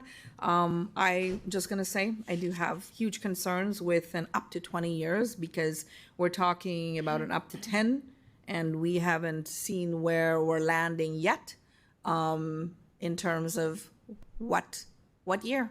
I hope someone is coming forward with a motion to have something that's up to 10 years. But I do have concerns with 20 years. Okay, thank you. Ms. Willoughby, do you maybe just want to clarify just so we have the dates right? Go ahead. So the recommendation before you is to delegate authority for an initial term up to 10 years. The potential for renewal or extension of that term would be at the city's discretion. And the total that's being proposed is consistent with the stadium O&M agreement remaining term that's left on it with Real today.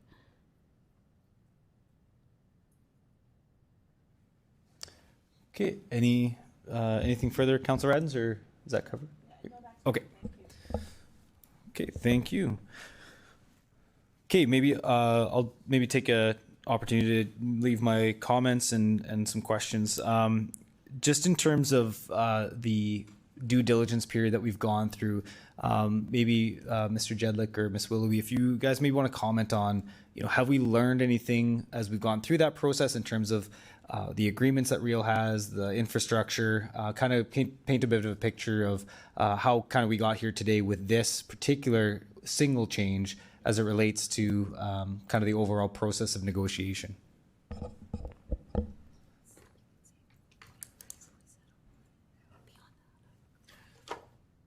Yeah, good question. Thank you, Mayor. The due diligence period has, allowed both Brant and the city to delve deeply into the operations of Real, the current condition of their facilities, as well as a deep dive into all of the contractual agreements that they have.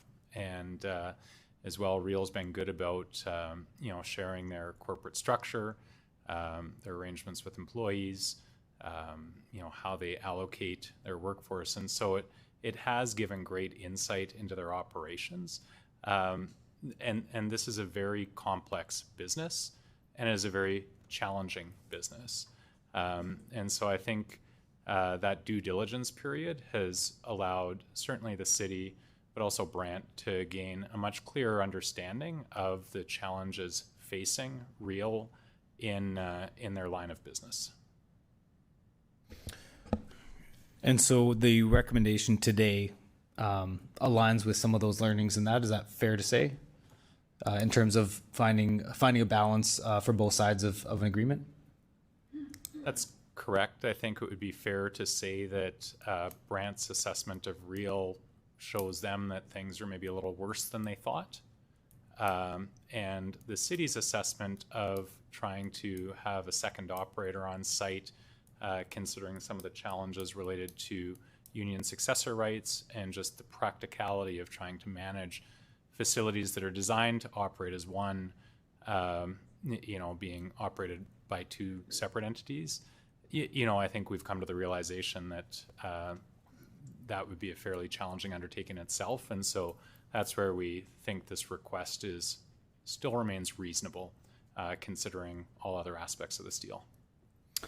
Great, thank you. And just building on Councillor Fro, just to try and help maybe seek some clarity, I think it was a fair question.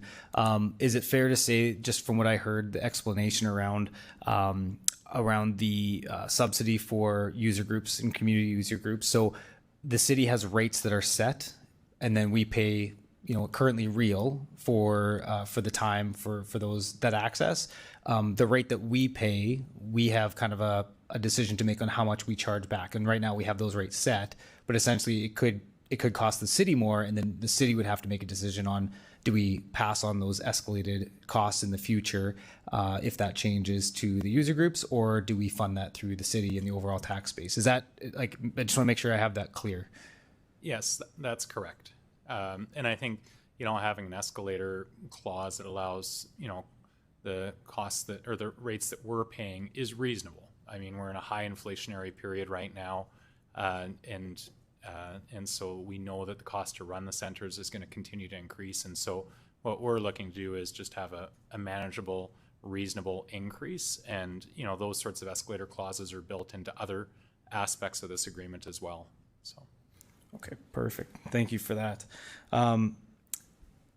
So would you say, again, just to go back, one of the big things that I think we still need to reiterate on this is that there's a very significant infrastructure deficit on this campus. Just to maybe, can you just remind us how big that infrastructure deficit is? Through the mayor, I believe it's estimated roughly 70 million, I believe, but. So, we currently don't have, I know, we've talked a lot about Real and the city together. We currently don't have any plans to tackle that almost $80 million infrastructure deficit. Correct. We do not. And so what would happen if we continue down the path, knowing the condition of the buildings today? Is there a scenario where we would have to make decisions on whether a building is suitable for use or even could remain on campus if we don't find a way to invest in those buildings? Yes, I would say that the assessment through the VFA showed that the buildings that are for sale or that contemplated to be sold here have an average age of 45 years and have the most deferred maintenance.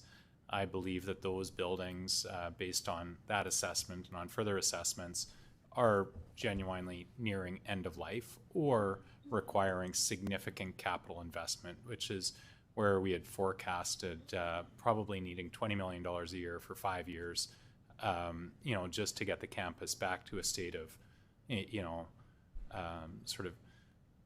satisfactory level. But that's not constructing new facilities. That's just taking the facilities that are there and getting them back to a good state. I do believe that there would be some very, very difficult conversations surrounding some of these buildings, and if those buildings were to come down, they would have significant impacts on some of these users that come in to use them. So thanks for that context. And so I guess my point is that I think this isn't an easy decision. This is very complex, but I think when we talk about public good, I think there has to be an acknowledgement of public good in having those facilities exist and be properly maintained. I think we have to acknowledge that, as well as the operations of those facilities as well. I guess, and then just talking about the operating piece, we talked a little bit about, Brant's ability to, sell food and beverage and that type of thing, and making, leveraging that to make a profit. So right now we sell food and beverage on the Real campus, and I believe we subsidize Real by multiple millions of dollars. So one could argue we have to pay for the privilege of selling popcorn and drinks right now. So I guess just to look at that, to confirm, we subsidize right now Real to a degree with respect to some of these operations today, and by a significant amount. To you, Mayor, that is correct. The subsidy for operations is around $6.5 million annually, and then there is some additional funding there for capital investment as well as debt repayment. Great, thank you for that. So I'll just end with what I'm hearing from the team. We've delegated authority to this negotiating team. This is a complex deal. There are many other areas where I'm sure there's sticky points that our team is working on, and they've done a great job. And a huge kudos to Chad and Cheryl and team. And this is one element. So this is one element that has come back. It's a recommendation in the context of the greater agreement that they're looking at. It's complex. This isn't straightforward. We are weighing the pros and cons of whether we work through this deal and get to a conclusion and find success in it, or we take back, if this falls apart, we take it back, and now we have to find out what do we do next. And I think that's a pretty stark path for sure for the city.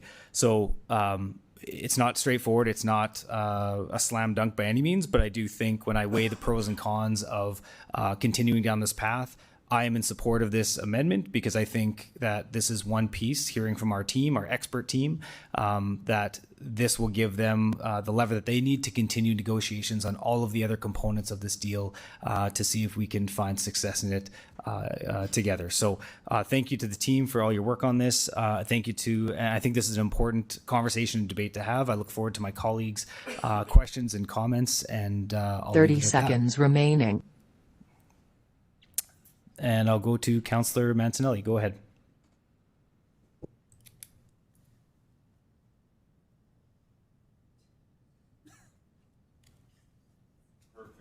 And Councillor, I'll maybe get you to turn off your camera. You can just be by voice. You might make somebody car sick if we have you on video like that.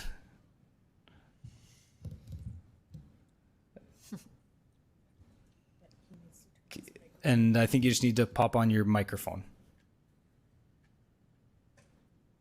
Probably can't, yeah. They're connected.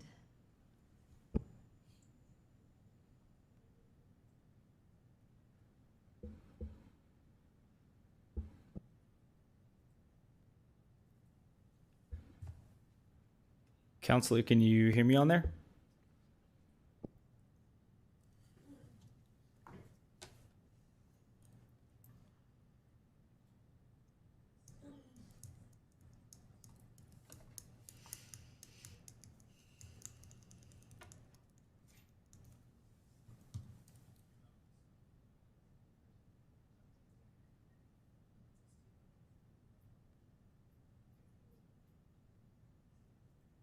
Okay, we'll move to Councillor Zakidniak for now. We'll work on getting Councillor Mancinelli back online here, but Councillor Zakidniak, you can go ahead. Thank you. So as the mayor had stated, this is what we're looking at today is one part of the deal. And I think it's important that we remember that. We are being asked whether this amendment is, which falls outside of what was originally negotiated, if we are amenable to making this change. And so I think it's important to focus that is what that's our decision today. We're not taking a vote once again on whether or not we should proceed with the deal. We are saying whether or not we are in favor of this amendment. So what was already mentioned by Councillor Radens, like through her questions, is so the original proposal was at the that Brant would be the operator on an interim basis until potentially up to December 31st, 2027, or an earlier date. Now, then there was a recommendation for a 5-year term where Brant would be operating and doing the operation and maintenance of the of these properties that were excluded from the deal. Now we're up to 10 years. Can administration speak to the original recommendation, the excluded assets? That's the word I was thinking of. Why was the initial recommendation of 5 years that they made? The rationale behind that for this change. There was an original proposal of 5 years. And so what led administration to recommend 5 years? Mr. Jedlik. Through the mayor. So the original recommendation was written with the current agreement for the Mosaic Stadium in mind. The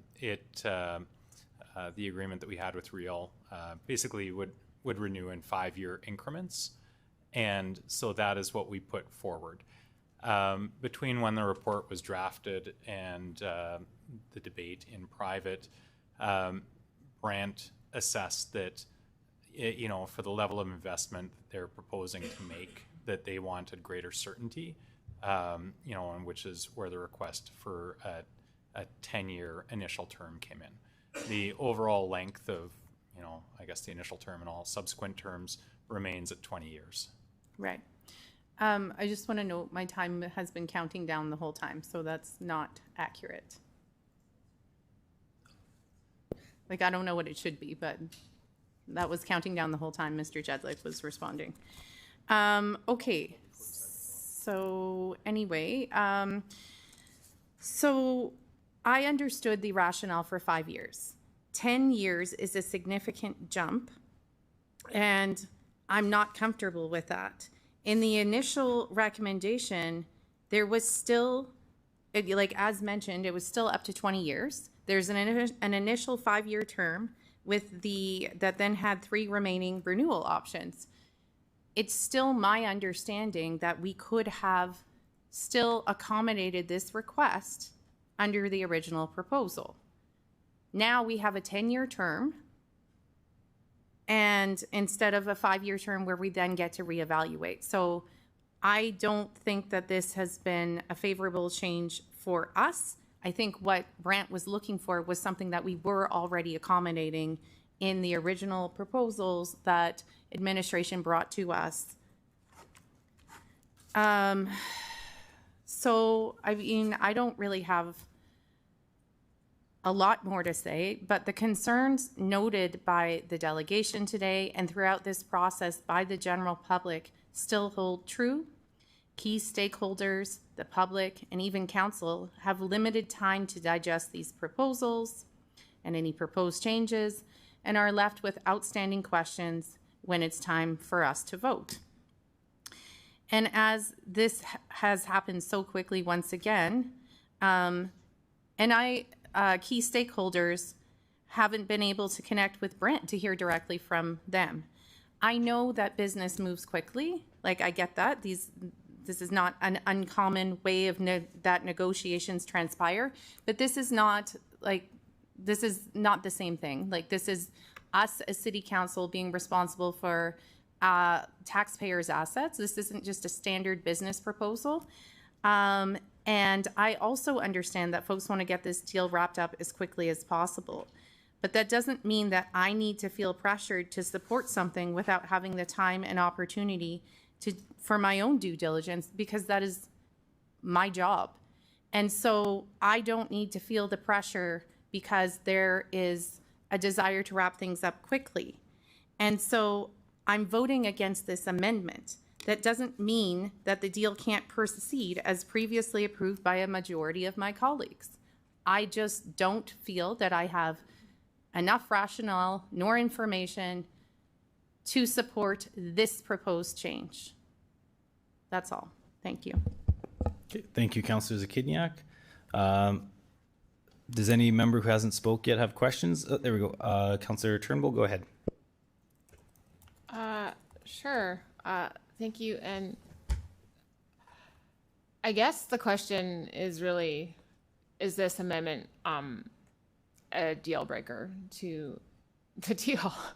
I was very supportive of the original deal. I still am. I still think it's a great deal for the city, but this changes things a bit. And we have to think about financial impact and social impact. And I understand how everyone's weary because you don't want to socialize the cost and then privatize the profits. So I understand some things. So I do have some questions. If we don't approve this, what's the risk? Mr. Jedlick? Through you, Mayor. The risk is that the deal wouldn't conclude. And I would say that the deal does move significant deferred maintenance obligations off of the city's balance sheet and places them on the private side, as well as just the challenges of operating the business that is real. So, which brings significant risk with it as well. So. Yeah. And so with these particular facilities, like a business is going to act like a business.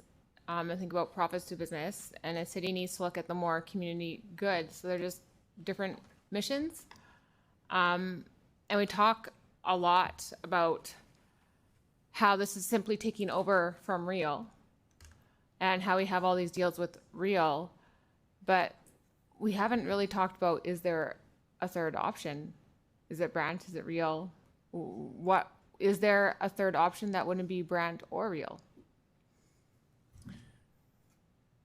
Mr. Jedlick? Through the mayor, any option where we retain complete control of the campus and, complete control of all the facilities and complete control of all decision making would require us to maintain complete control of all the deferred maintenance obligations, all the existing contracts and liabilities that exist with them, and any of the other challenges with operating a business that is requiring a $6.5 million annual subsidy to break even. So I think it is a matter of, are we giving up some control over these things? Yes, but are we also shedding the risk and the costs that exist with maintaining that control?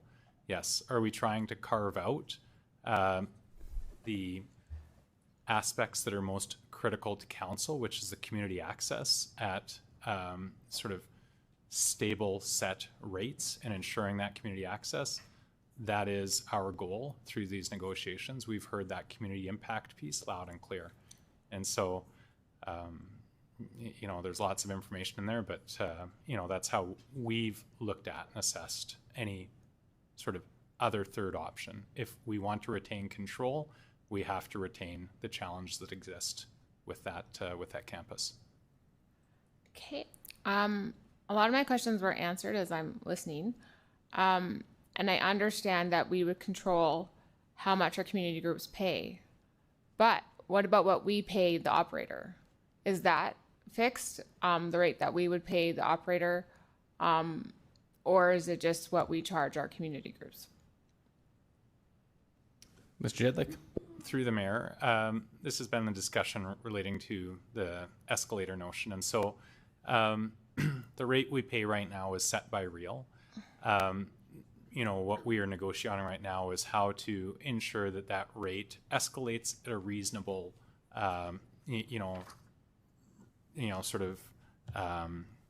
rate going into the future and providing us some certainty that it isn't just a free-for-all. So, I think looking around at what other rates are across the prairies for accessing ICE in these sorts of community events will help set, a reasonable rate, as well as, looking at escalators such as CPI and other commonly used methods for adjusting for inflation.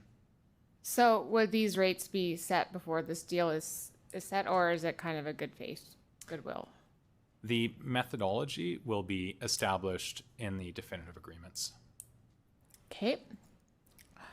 And then cities had issues with ice time and real and private operators with ice time and who gets to play and rates.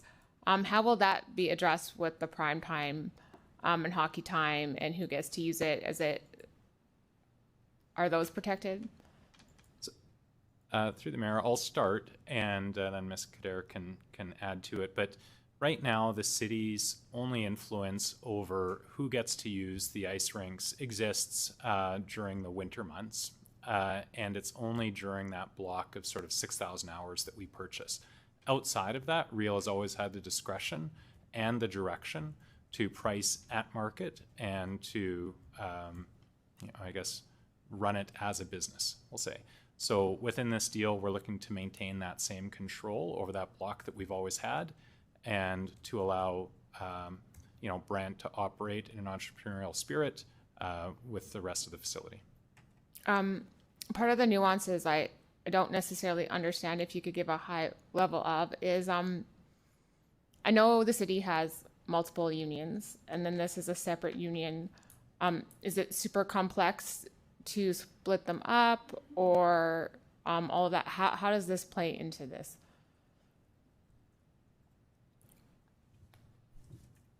Ms. Willoughby?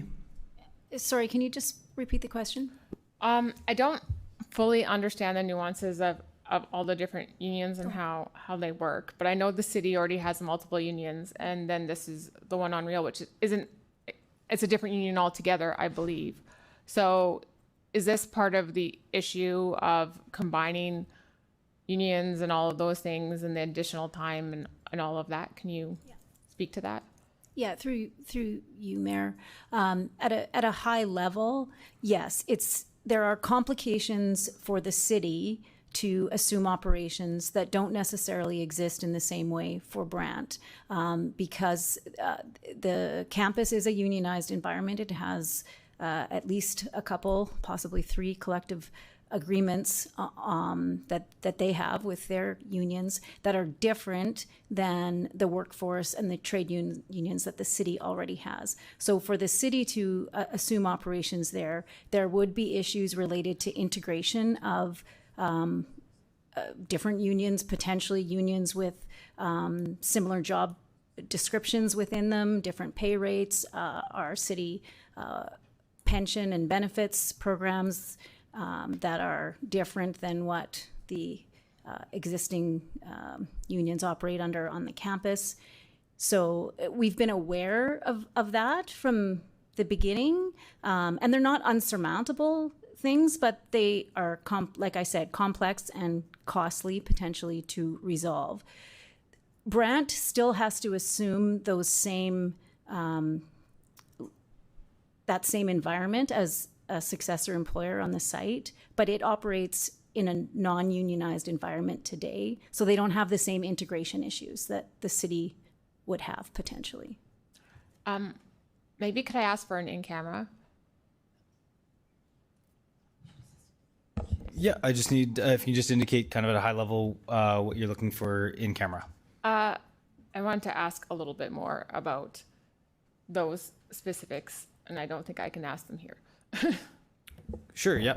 So just sensitivity or some more details around union detail. Sure.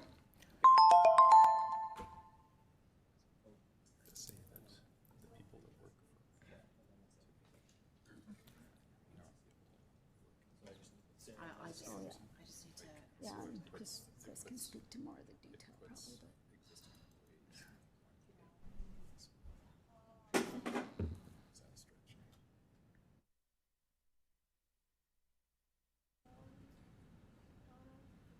Good. Oh. Okay, so Councillor Turnbull's making a motion to go in camera. Can I get a seconder? Councillor Fro, any opposed? Okay, we will go in camera and be back shortly.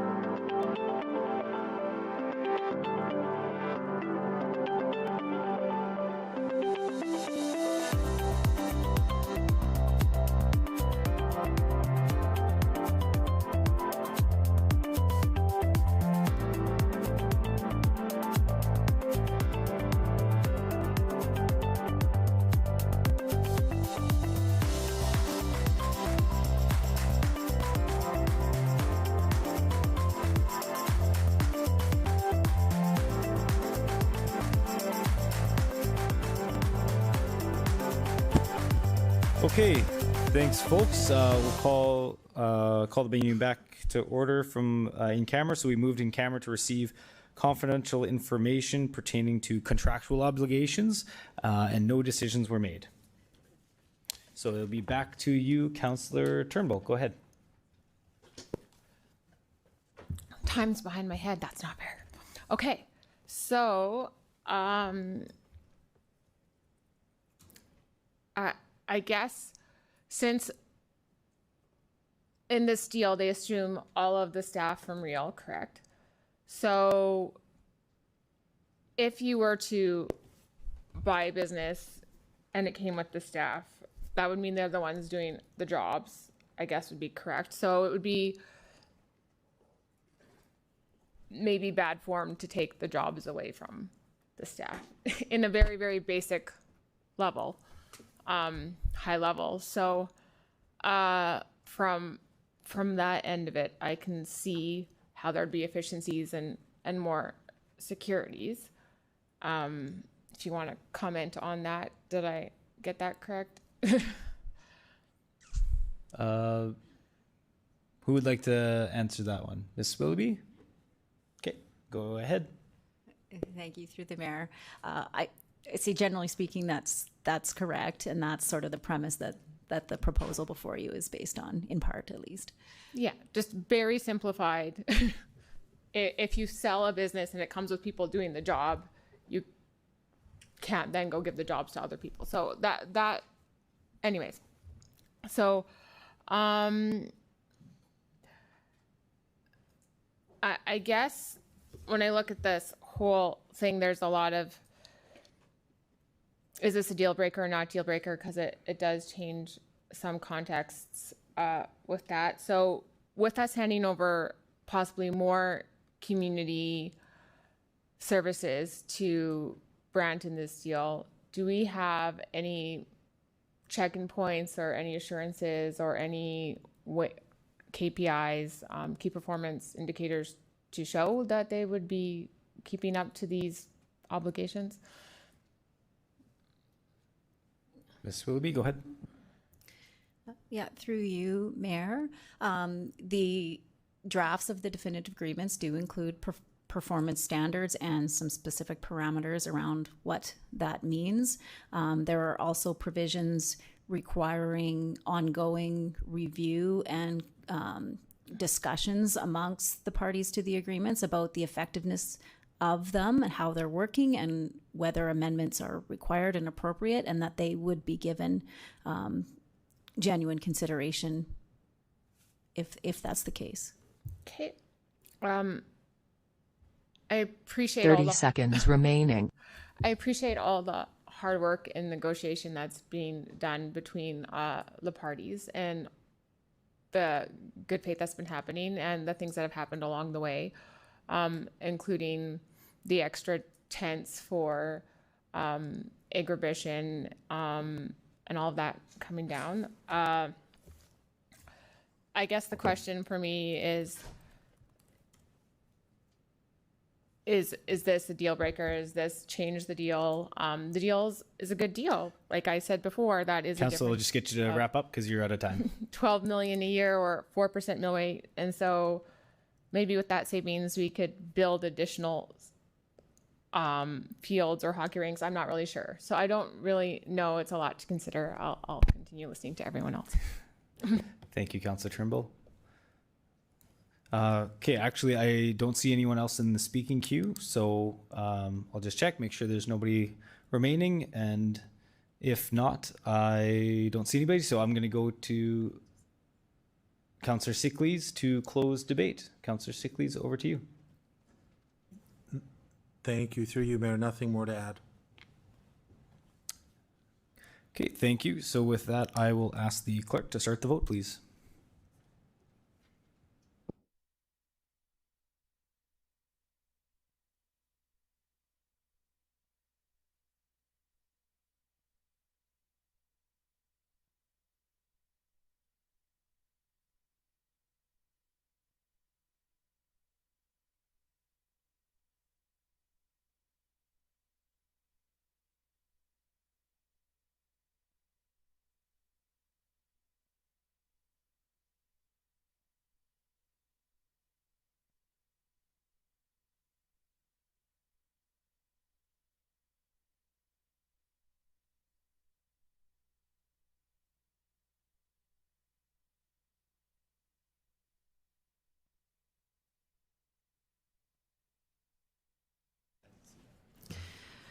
Through you, Chair, the motion is carried in a vote result of 6-4. Councillor Bizo was temporarily away for the vote. Those voting in favor as follows are Councillors Burton, Mancinelli, Rasevich, Sickleys, Turnbull, and Mayor Bashinsky, and the members voting against were Councillors Flores, Fro, Radins, and Councillor Zakidniak.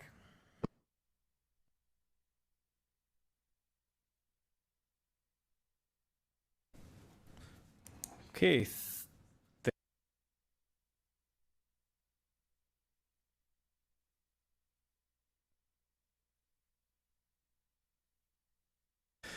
Okay, thanks everybody. We'll now consider bylaw number 2026-46, the licensed nonprofit child care center tax exemption bylaw. And I will ask Deputy Mayor Dzikiniak to do first reading of the bylaw.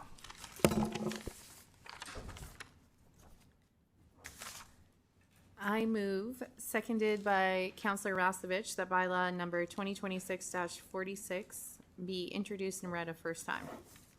Thank you. I'll ask the clerk to start the vote.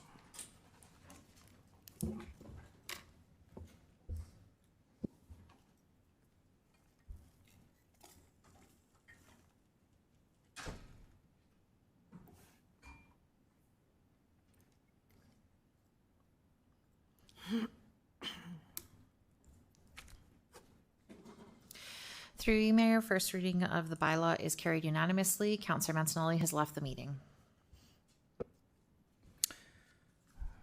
Thank you. Deputy Mayor Dzikiniak, can you please do second reading of the bylaw? I move, seconded by Councillor Seekles, that bylaw number 2026-46 be read a second time. Does any member of council have questions on this?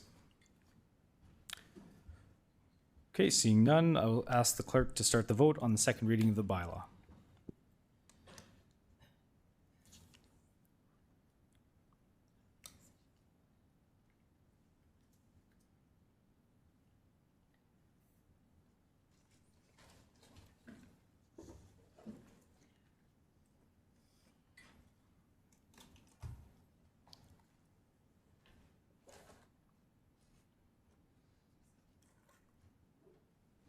Councillor Seekles, I think just waiting for your vote.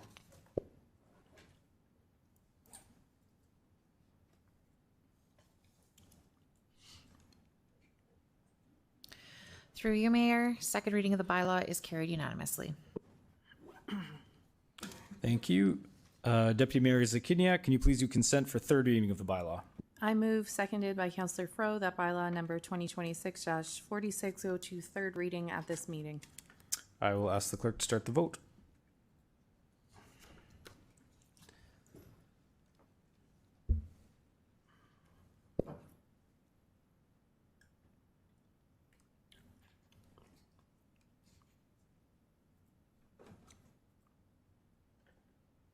Through you, Mayor, consent for third reading of the bylaw is carried unanimously as required by law. Thank you. Deputy Mayor Dzikiniak, can you please do final reading of the bylaw? I move, seconded by Councillor Burton, that bylaw number 2026-46 be read a third time. Thank you. I'll ask the clerk to start the vote.